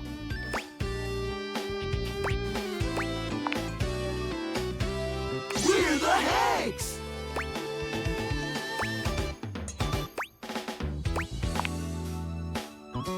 I'm Hank number 1. I'm Hank number 2. I'm Hank number 3. I'm Hank number 4. And I'm Hank number 5. We're the Hanks! Brought to you by Red Bull. Cool! That's right! We're the wildest, most fearless, gnarliest squad of extreme athletes in the house! We base jump, we lava board, we cheese roll! If something's hot enough, we'll ride it all night long. We laugh in the face of danger, even though we probably shouldn't. We've tasted the adrenaline of them all.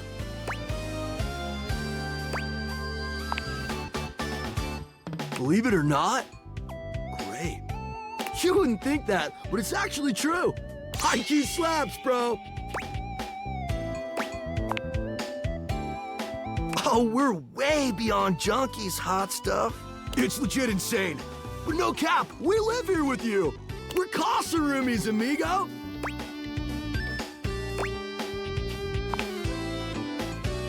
Ah, totally our oversight, homie. Things are a little tight right now. But once we start winning some wicked extreme challenges, our sponsor is gonna start paying out. Like a slot machine, roomie. Red Bull's our sponsor, brah! No, dude, it's a company that makes Red Bulls. For like cereal or soup or whatever. That's why we get so many free Red Bulls. I don't know exactly what to do with them all, but we'll figure it out. And they're not just a sponsor. They're our fam. They fuel our adventures. They provide our wicked gear, get our exploits killer exposure, and provide the best medical support when things get gnarly. Let's be real, they do get gnarly. If by gnarly you mean dope AF.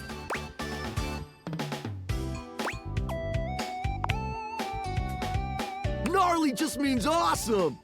Things are always awesome when you're hanging out with the Hanks. We high-key love it all, homie.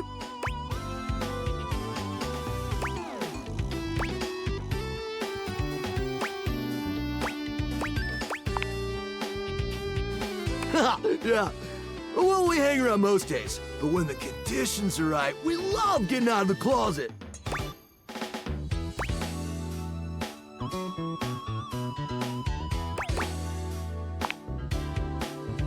It is! Speaking of which, we were just about to head out for a little Hank gliding. It's just like hang gliding, but with us. You know, the Hanks! What do you think? Wanna come? Get high-key slaps, homie. You in?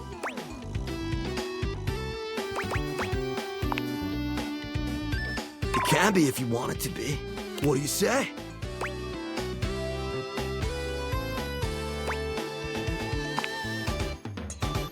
Sweet! You're one adventurous spirit. We love it. Epic. Just remember to stay focused and trust the wind. And hold on to me real tight. Follow our lead and we'll be shredding thermals in no time. Get ready to soar, house homie. Thanks. Away!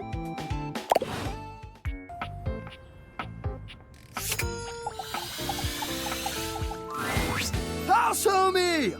Welcome back to the Adrenaline Den!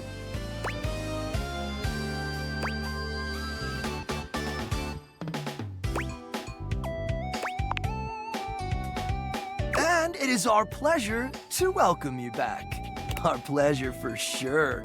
Hey, what do you think of the new branding? We just named it. Do you like it? Is it in a mood?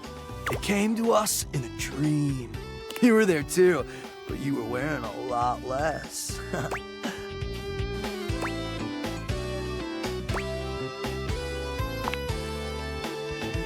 It's an epic haven for thrill seekers, a sanctuary for those amigos living life on the edge, a place to relax and recharge after an eventful day riding the slopes of the stairs or the waves of the bathtub, or down the chimney.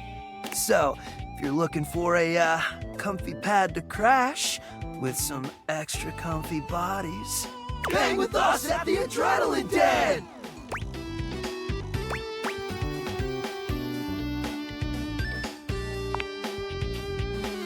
Hell yeah! Anyway, give us 2 minutes, would you? You caught us right in the middle of visualizing success.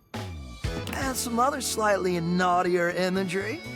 We sit and do it for 37 minutes every day. It's tight, Broseph! Ha! Meditation!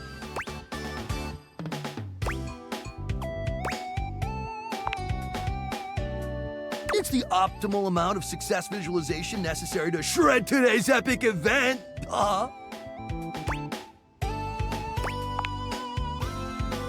We're going windsurfing! Yay!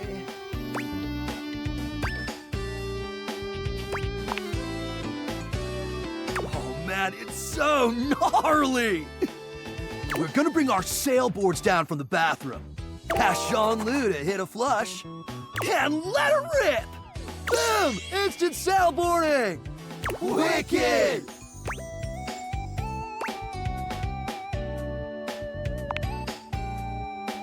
Oh, for sure. Honestly, it's also a little dangerous, but just the right amount of dangerous.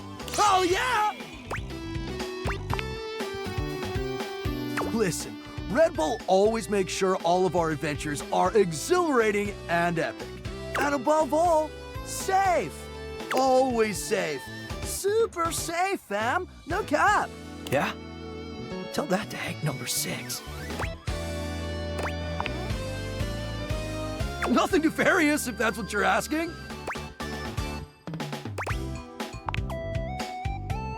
Look, Hank number 6 just isn't around anymore, okay? He's gone.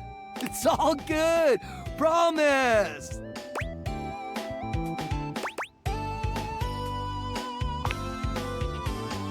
Hey, homie. No offense, cause we think you got riz. But we can't have you hanging around if you're gonna be sowing discord in the team, you know? Yeah, you're sexy as hell, but we need to be in total harmony to pull off our epic stunts. Anyway, enough about that. What's important is, are you gonna be joining us on today's epic windsurfing activity? Are you?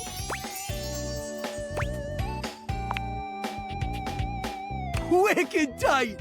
Just remember to stay low, feel the wind, and ride those waves. Ride them like you really mean it. Let's go shred it up, dog!